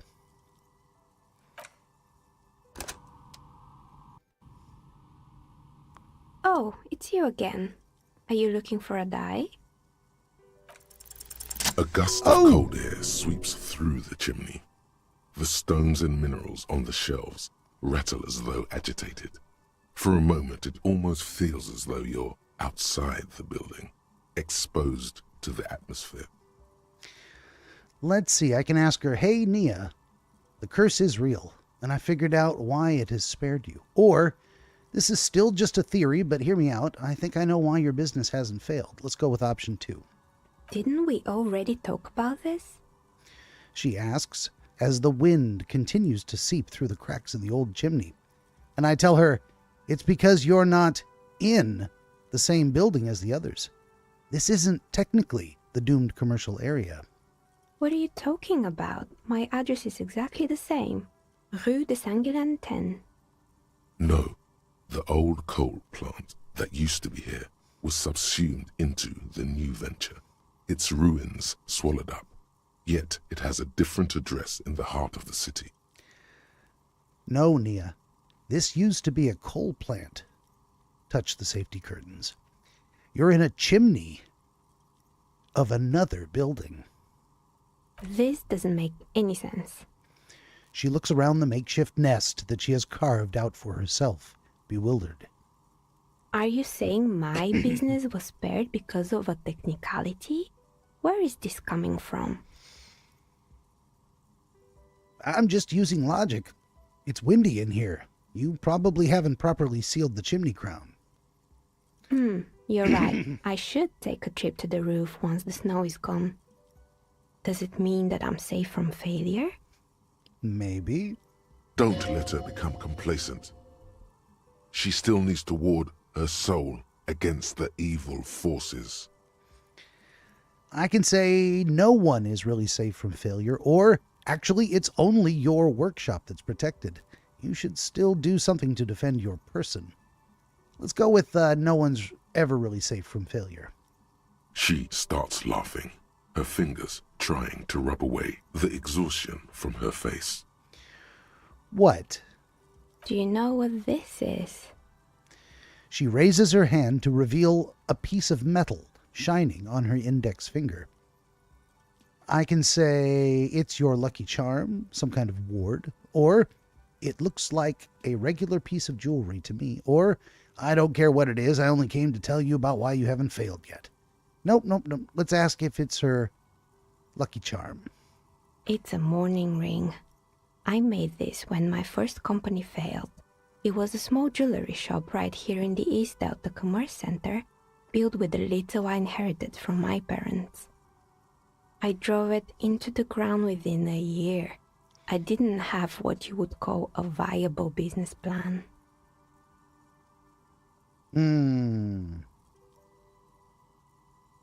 Well, why are you telling me that? It wasn't just the jewelry shop either. I always thought that it was just the world that you were supposed to try again and again until you finally succeed. And now you're telling me what? That it was all because I didn't run my little shops and ventures from a dump inside an abandoned chimney? Let's see. Don't call it a dump. You've made it nice and cozy here. Or, I'm sorry, I don't know what to say. It's entropy. Or, yes, coincidence is all that safeguards us. I would like to compliment her on making it nice and cozy. Let's do that. Yeah. Or maybe it's the entire world that's cursed. It's such a precarious place. Nothing ever works out the way you want it. Very often this is true. That's why people like role-playing games. You can be whoever you want to be, you can try again. Still, there is something inherently violent even about dice rolls. Is that so? It's like every time you cast a die, something disappears. Some alternative ending or an entirely different world. She picks up a pair of dice from the table and examines them under the light. But anyway, thanks for sharing your theories, officer. Look at that. We gained experience and opened up a brand new thought tree. Sweet. Well, let's look at that. First, let's look at this. Report back to Plaisance. Okay. What do we got in here? Oh, that anti-object task force is almost done. 3 more minutes. We've got a new thought to think. A new think to thunk. Let's see. The precarious world. Seems like the point of this game is victory. The absence of defeat on all fronts. Victory in business ventures and creative undertakings. Victory in love and over other people. Political victory. Ideological victory. Hell, even sexual victory. Definitely a lot of object-based victories, too. Having things and not losing them. One problem, though. Not a lot of victors in sight. Everyone's mostly losing. Why is that? And how do you not lose? Let's internalize it. Can I? Unlock a new slot. Research the thought. Unlock. Spend 1 skill point. Oh, I could have been doing this all the way along. Let's do it. Internalize.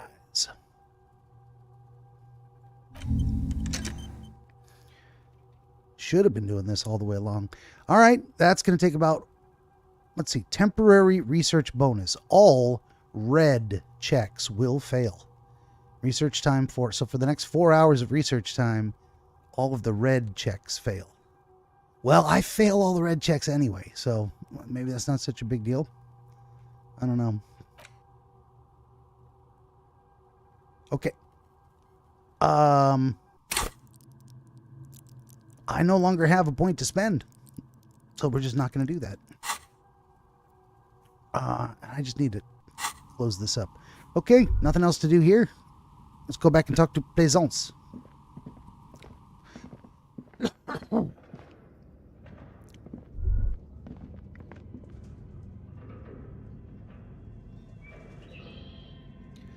Oh my goodness. Gotta find the right spot to click on to get down the stairs.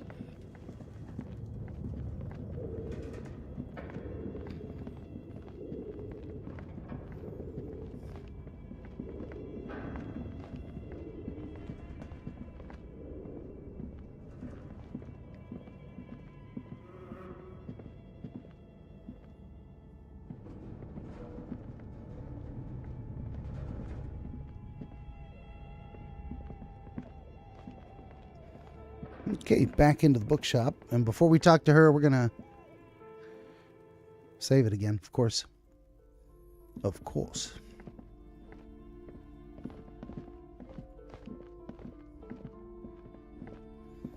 And put away the flashlight. Let's put away the flashlight first. There we go. Quick save. Unlock some mysteries there. How about that?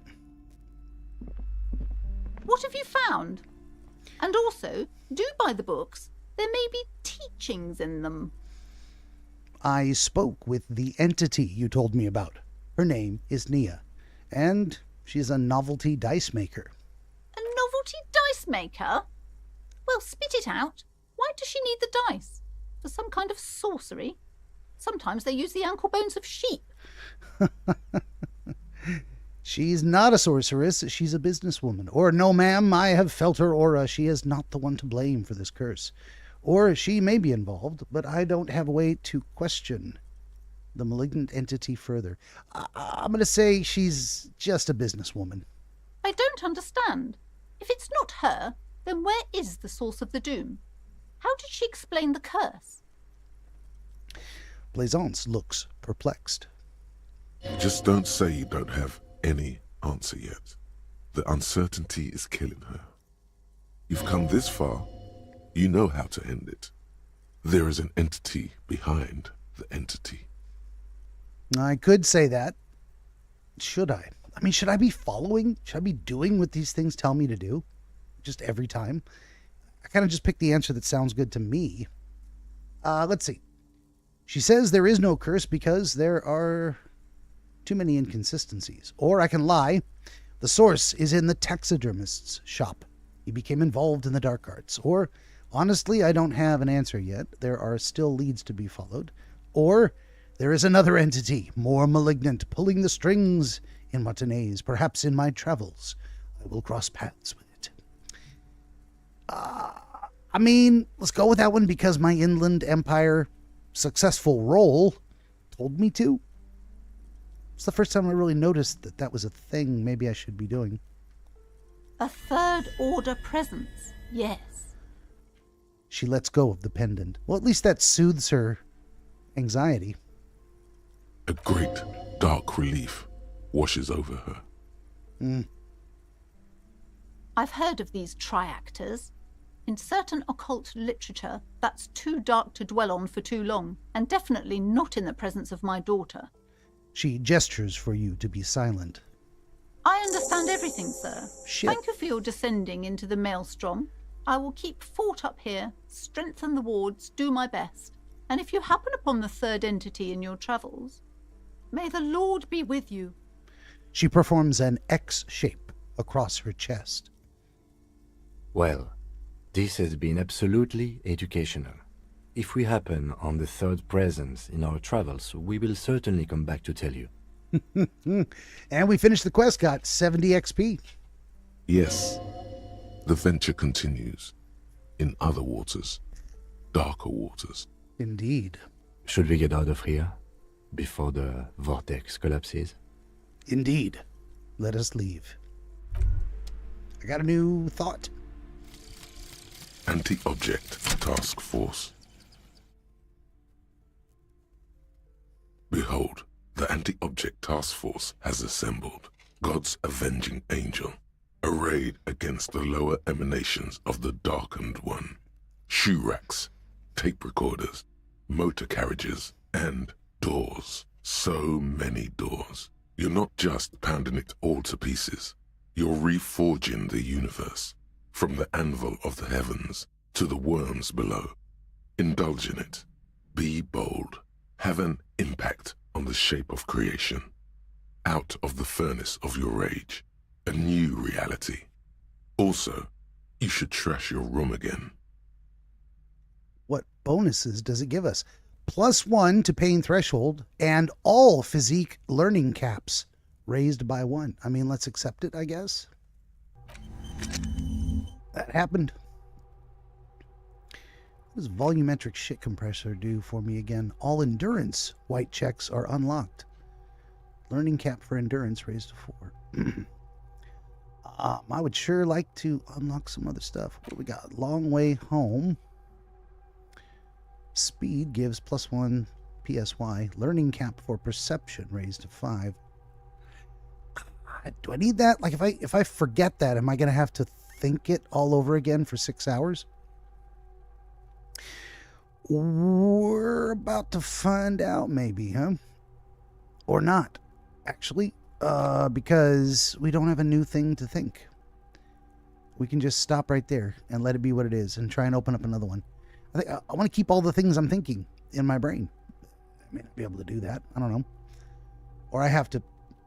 At some point, I should figure out whether I can take them off and put them back on again once I've already thought the thought. I'm getting pretty close to another level, though, so I don't think I'm going to forget anything when I can just unlock a new slot. All right. Well, let's do another quick save. I think I'm going to go back and see if that mess hall was open for the Union guys. That was a time-dependent thing. It didn't open until after 4 p.m. They should still be in there. I'm going to guess, maybe. Well, this place is jumping. But I still can't get in, still can't get in there.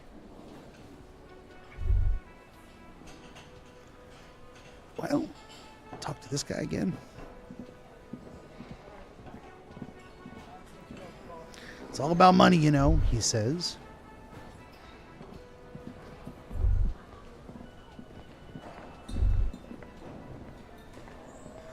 There doesn't seem to be anything new. I mean, what happens if we talk to people we've already talked to before? Can I help you? Oh, let's give him back the trash container key. Thanks. I hope you found what you were looking for. I found the victim's clothes. How strange. I certainly didn't put them there. Let's see.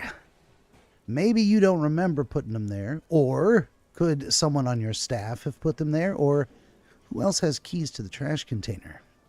Let's go with that one. The trash collection service? CS Municipal. I don't see why they would put anything in the trash, though. Ah, the elusive CS Municipal. I doubt we'll be able to track down who was sent here last and when. This will have to be one of those little threats that solves itself down the road. Fair enough. On Clinton Street, near the Boogie Street Diamond, a small truck rattles down an alleyway. It stops by a rusted trash container. Two men, their faces rough and swollen, jump out. They look at the container despondently. CSM is written on their backs. Thank you anyway. Well, could someone else on your staff have put them there? Sylvie had the keys before I got here, and I can vouch for her. I can vouch for all my staff. None of us would tamper with the crime scene.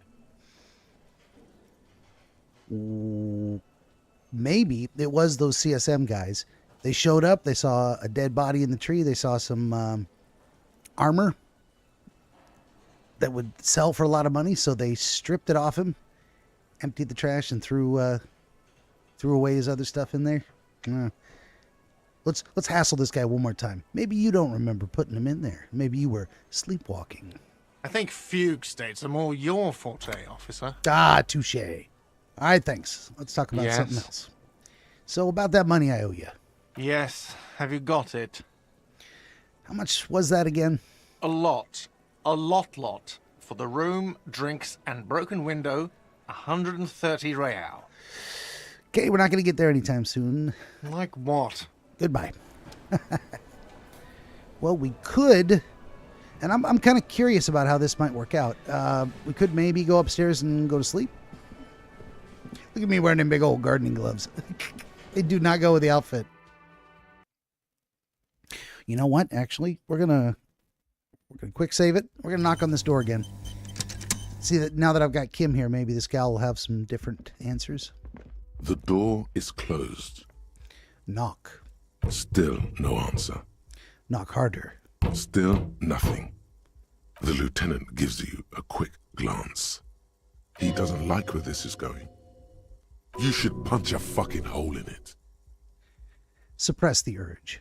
The murmur in your ears recedes slowly. Your breathing normalizes. That's one lucky door. I thought maybe she would answer, but I guess not. All right, how about this door?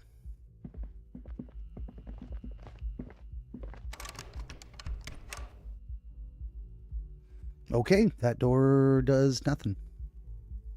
How about my door?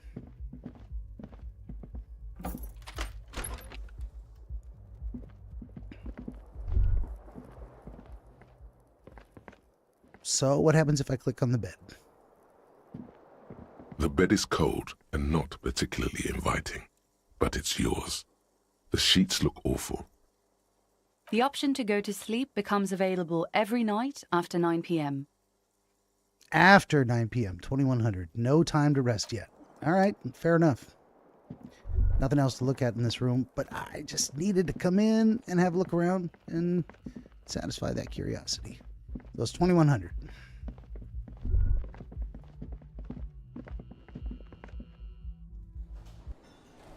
I suppose if there's no one else to talk to in this area, no new information to get from these folks, I can't read this sign again. What do we got here? Who put the clothes in the trash? Who else has unauthorized access to the whirling trash? Find this person and you'll know who tampered with the scene. It may take a while.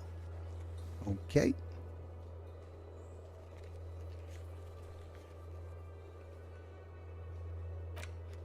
And those are all the things I finished. Nice. Victims tattoos. End of the day debrief with Kim.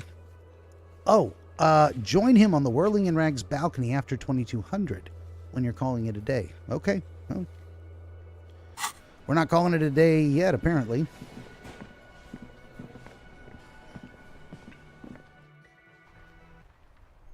Well, there was more stuff to have a look at over this way. I saw little green circles. We got to go down here.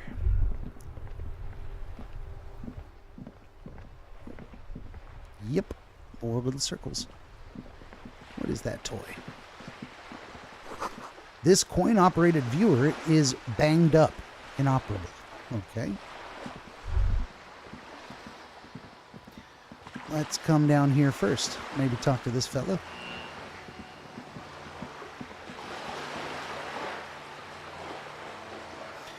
Buttermouth, you're watching around me, boy, he says.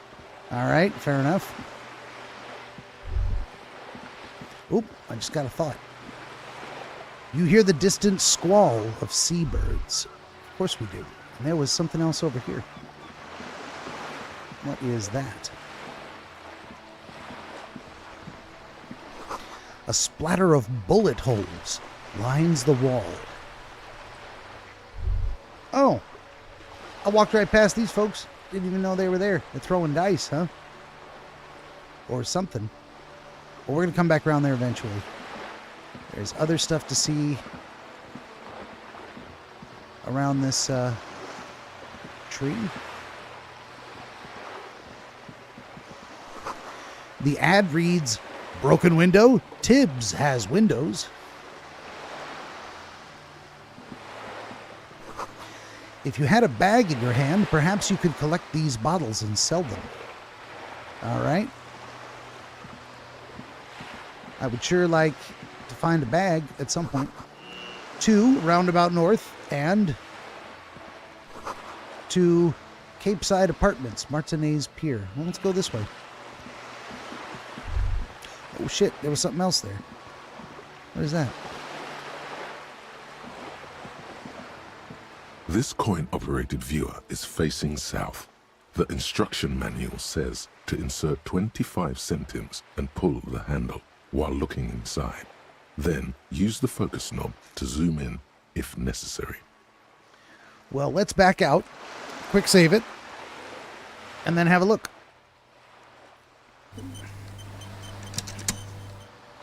This coin-operated, your money disappears into the coin slot. A clunk. The ring of metal. I pull the handle and look inside. The curtains on the display open. You lean in to catch the view. It's blurry, different blues and greens. In the middle of the shimmer stands a drab grey shape, like a ghost. Turn the knob and focus the vision. The lenses shift. The ghost sharpens into an islet in the bay. In the ruins, a man-made structure is visible. A half-sunken sea fort, its concrete almost reconquered by nature. It looks as if it was abandoned quite some time ago. Nothing but a rotten tooth remains of the anti-aircraft tower. A lonely birch tree grows out of it. Its leaves ripped from it by the winter wind.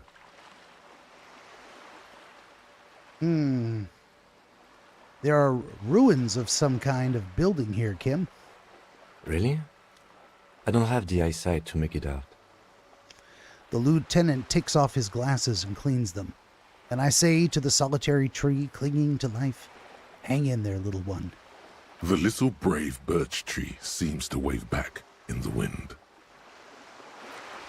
Well, I paid 0.25 real for plus 5 XP. I'll take it. I'll take it.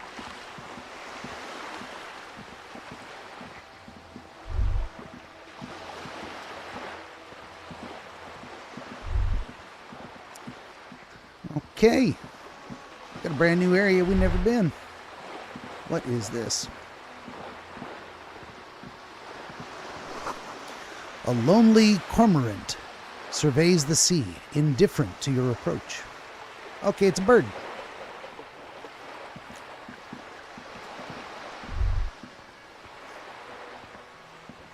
What's up with... Oh, we can go right through this gate and have a look at the wall here.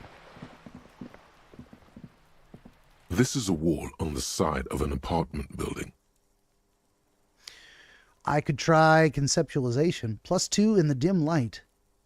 In the dimming light, some things become clearer. 3% chance. It is an impossible roll. Of course it is. I mean, impossible 18, meaning even if I would have to roll the boxcars to win. There's a 3% chance of that. Nope. Or at least,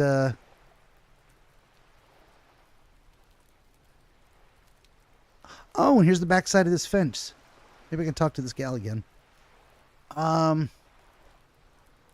Maybe I'll leave it alone for now. I mean, how many times would I have to roll over and over and over again? Yeah, it's quick save and try it once. Just an ordinary wall. Nothing to see here. You have no clue. Failure. It's just a wall. Oh, for the next 4 hours, I fail all red checks. Well, of course, that was dumb. Of course, it was going to fail no matter what. So, how many times would I have to do that? Infinite times. All right, let's go this way. Let's talk to this chick again. Are you trying to sneak up on me? Come to slit my throat in my sleep? Why would I do that? Why do you talk like this? What happened to you, kid? Apparently, she doesn't like people standing behind her back. Well, nobody does. Pig's come to take me out. Trying to snuff me out. No. Why would you even say that? Then why are you sneaking up on me like that? It's not a good idea to scare me, pig. Not a good idea at all. Well, that's that little interaction. All right, let's see what's over here. Oh, there was a thing. Let's go look at this thing. What is that thing? We got money and magnesium. Take it all. It's been a week and now they show up?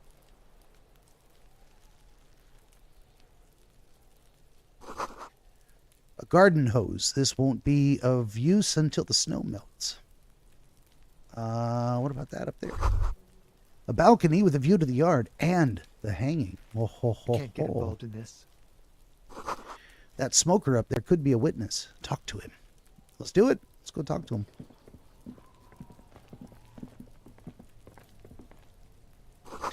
Chairs and tables eaten by rain and rot.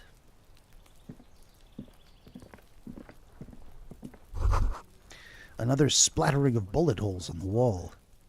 The spread pattern of these bullet holes makes your chest ache. Your breath grows heavier. Well, let's examine closer. You peer into the faded marks in the stone. They peer back like an endless row of tiny black holes. Sweat starts trickling down your brow. This is bad mojo, man! Fucking horrible mojo! The end draws near! The horrific necktie has spoken. Your chest feels tight looking at them. Oh, shit. It's closing in, caving in, ever tighter.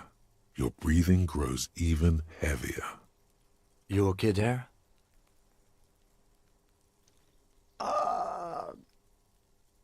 Man, I started feeling really bad for a second. Might be the after effects of your past escapades. What are you looking at? Well, what's with these bullet holes? I've seen a lot of them lately. Remnants from the revolution. These are over half a century old. So no crime happened here, huh? Perhaps a crime of a sort ages ago. But no, these do not warrant an investigation. Well, what can you tell me about the revolution? Not much. I don't have a fresh perspective on it. Should we go? Okay, let's go. What do we got here? Hey, we got an orange bum hat that gives additional reaction speed, but -1 rhetoric, and a nosophed for health. Let's use a Nosafed for health. There we go. +1 health. What else we got over here? All kinds of stuff. We've got a doorway, perhaps. Just a closed door, but you look at it suspiciously. And these barrels are half full of rainwater. Well, let's look at this doorway down here. Oh, it's locked, of course. Of course it's locked. Why would it not be locked? Well, that is, I think, everything we're able to do right here. It's been a week and now they show up? Can I walk in here? Apparently not. Can I talk to that person? Oh, I can. I can shout up at him. You see a young man on a balcony nursing a cigarette. His eyes have been following you for a while. Not looking for any trouble, officer. He says in a quiet voice. Despite the cold, his shirt hangs unbuttoned on his frame. Why are you whispering, man? It sounds like you're already in trouble. There's no trouble. I'm just speaking in a lowered voice. He says in a lowered voice. I don't want to be seen talking to the gendarmerie, if that's okay. I just want to finish my cigarette. It's the god of cigarettes and youth. Ask him if he's got anything to spare. Don't let him go. This could be your witness. The balcony has a great view of the whole thing. Hold on. Can I at least have a cigarette? Apologies, but this is my last one. Of course it is. He takes another drag and shivers. The god himself has denied you absolution. Damn, a fly just fell in my beverage. You little shit. Let's see if I can get him out of there. Come on. There we go. You dirty little fuck. Get out of there. Okay. But I need absolution, I can say. Or can't you just, toss that one down? Let's say that. Let's say that. I'm not sure that's a good idea. Let's see. I can be insistent. Shut up and throw it, kid. Or you're right. That was obviously a bad idea. Forget I said anything. Yes, we're going with that one. As you wish. All right. Well, actually, this gendarmerie really needs to talk to you. Is it really that important? He asks, adjusting his shirt. Like a nervous cat, he keeps stealing looks at the neighboring windows. All right, but make it quick. Once I finish this cigarette, I have to run. Let's see, what's your name, kid? My name? My name is Martin Martinez. Of course it is. That's not a fake name at all, is it, John Jones? Martin Martinez? Good local name. Let's go with that. My rhetoric roll failed. All right. Looks like you've got a good view of the whirling in rags backyard. Can you tell me anything about the hanging? I'd even go so far as to say that the view is a little too good, my dear gendarme. Do you have an estimate of when the body will be taken away? As soon as I can get it down. We will remove the body as soon as possible. Now tell us, where were you last Sunday? Oh. You already asked me that, didn't you? Did you? Look at Kim. No, not you two. Some more muscular type. That was worth +5 XP, huh? And when did you speak to this more muscular gentleman? The lieutenant takes out his little blue notebook and writes something down. Last week? I don't know. Look. He looks around the courtyard again. Snow blankets the old patio chairs and dead houseplants, and all the neighboring windows. You didn't answer the question. What were you doing last Sunday? I had a friend over. What kind of friend? It was my Sunday friend. A Sunday friend? How intriguing. That is a little bit intriguing. Makes sense. Friends are nice on Sunday. You don't have to work. You can just spend time with pals, watching rugby and drinking beer. Well, what's your friend's name? Did he see something? He doesn't reply, gesturing no with his cigarette. Under the dull and darkening sky, the neighboring windows stand silent. Someone hides behind a curtain. Those windows have eyes, and those eyes are watching, spying on you three. We have run out of conversational options. All right, then. We'll talk later. No. We won't. He takes one last drag of his cigarette before stubbing it out on the snowy balcony. It dies with a hiss. Now, if you'll excuse me, I really need to get going. I could try to convince him to stay. Oh, but because I tried to bum a cigarette, I got a -1. We're going to cross our fingers, hope we don't have to do this all over again. Try to convince him to stay. Time to bring out your fail. secret charm. Tears and begging. Show him your emotional side. Throw yourself before his very feet like a dog. What do you want from me? You want me to cry, huh? No, for God's sake, I don't want you to cry. He takes a quick step back and looks around, clearly disturbed. Listen, I really have to go. With a flick of his wrist, he sends the extinguished cigarette over the rail. There it goes. Wasted. You would have gotten at least a few good drags out of it. Good luck with the investigation. New task, the smoker on the balcony. All right, and he's out.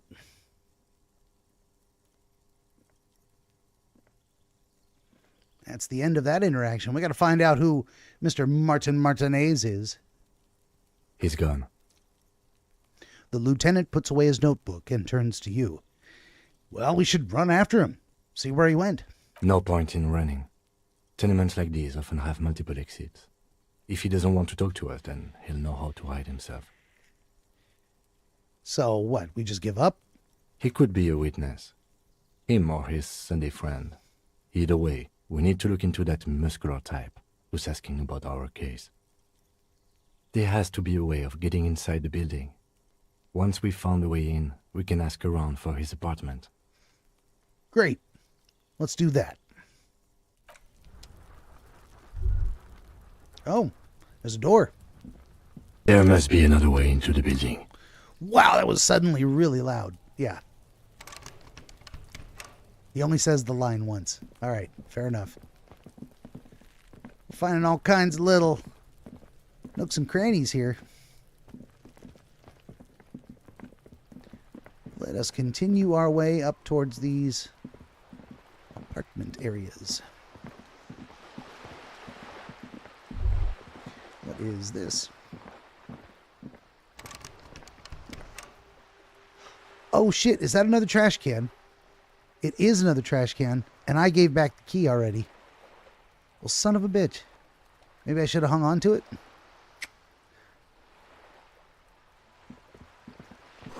Yeah, you bet. Street sign, Rue de Saint-Ghislain, roundabout. Roundabout North, and the Cape Side Apartments. What's up here? There's a girl up there. Did she spill the paint? Maybe. Can I talk to her? I can. The streets will flow red once more. A great torrent rushing down Rue de Esperance. You wait and see. The girl stares at the sailboat by the pier. The streets will not flow red with anything. Who are you? I'm Cindy the fucking Skull. What else do you want to know? Date of birth, blood type, the last time I was tested for Hep C. Let's see. Now we just want to know your name, little lady. No need to get defensive. Or, don't use that tone with me. I'm the law. Or, let's start with your blood type and go from there. Or, Hep. Yeah, when were you last tested? Or, just answer the question, okay? Let's cut to the chase. Let's cut to the chase. Or not. Let's go. I like that. I like the blood type line. Let's do that. Go where? Accosting a minor? Listen to your partner, pig man. Keep your grubby hooves off little old ladies. or little young ladies, I guess. You keep looking off to the side. What are you looking at? The lieutenant furrows his brow at another one of your eccentricisms. Hatred, disgust. It's difficult to tell which of the two is more present in her girlish features. I don't know if you can see, but there is a man on the boat right there. He's looking at something in his hands. The woman on the boat does not notice her staring. There's a woman on the boat, not a man. Looked like a man to me. That is on her. Someone's got to keep an eye on her. Really? Who is she? Probably the Wild Pines rep. We should talk to her. She's a professional negotiator, though. I have the feeling she will be very cooperative while telling us nothing. Isn't that how it goes? You should take the lead. Ask her unexpected questions, Do your thing. Don't be afraid to get a bit wacky. Throwing her off is our best bet. I like that kind of advice. Good idea, piggies. Run along now. Fuck her shit up good. Impound that boat while you're at it. I'd like to watch her swim back to us on. Well, what are you doing up on this wall here, kid? Can't you tell?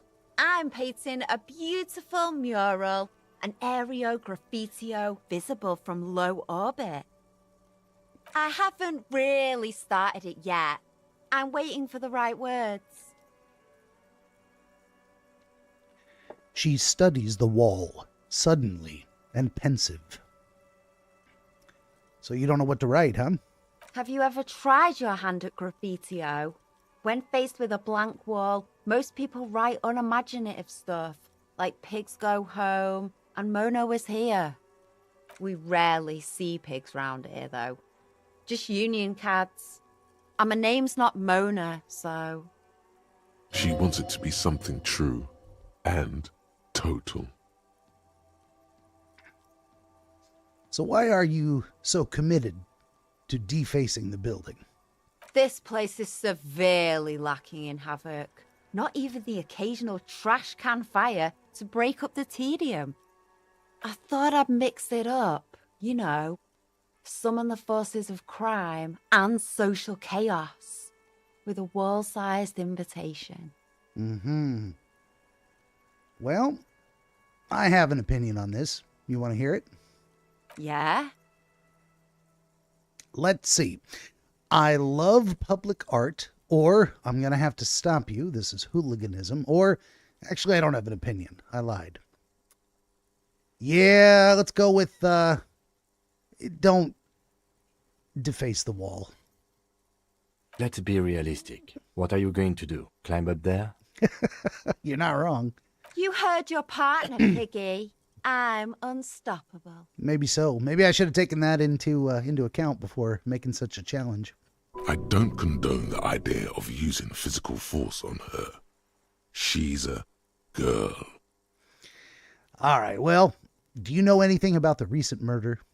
I ain't no snitch, Pigstein. Go forth and forage in someone else's shit. No shortage of squealers in these parts. Well, that's good for me then, huh? Actually, there is a shortage of people who talk to us in a normal, calm, informative manner. Also true. We weren't put on this earth to make your life pleasant, fucko. All right, then. Catch you later, Cindy. Watch your back, Ungulate. You've got eyes on you. Thanks for the warning. What do we got here? Inside the frame of a motorcycle in repair and the tools used to disassemble it. Okay. Hey, there's a door. A sturdy metal door guards the southwest entrance to the apartment building. It's locked. This could be a way into the apartment building the smoking man vanished into. Let's knock. The door rattles against your knuckles, but there's no response. The door rattles again, but this time you hear an elderly woman's voice calling out from inside. Stop banging on the door! I'm not letting any more strangers inside. This is the police. Open the door. Ha! The police? Everyone knows the police don't come round here. The hallways echo with her cackle. Let's see. Please just let me inside. It's cold out here. Or I'm not joking. Or I need to talk to a young man in this building. Let's go. Let's play that straight shooter. No, I already told you. I won't be responsible for any more strangers getting into the building. Go check the backyard door. Maybe someone there will. She trails off, leaving the sentence unfinished. Backyard door. With the smoker. You already were there. Didn't work. Let's see. Hey, are you there? I checked the backyard, but I couldn't get in that way. Or, Kim, tell her we're real policemen. Let's do that one. Madame, I assure you, we are real police officers. The lieutenant repeats dutifully. There is no reply. Just faint, sweeping sounds inside. All right, she's going to ignore us. We're out. What did I get, though? Clothing item. Oh, yeah, I found a hat. That's right. Also, smoker on the balcony. Man, we're just racking up the quests. I have no idea how to finish any of them. All right, let's move along here. We got just a few more minutes. Oh, what's up? What's up with that right there? Looks like there was more construction here once, decades ago.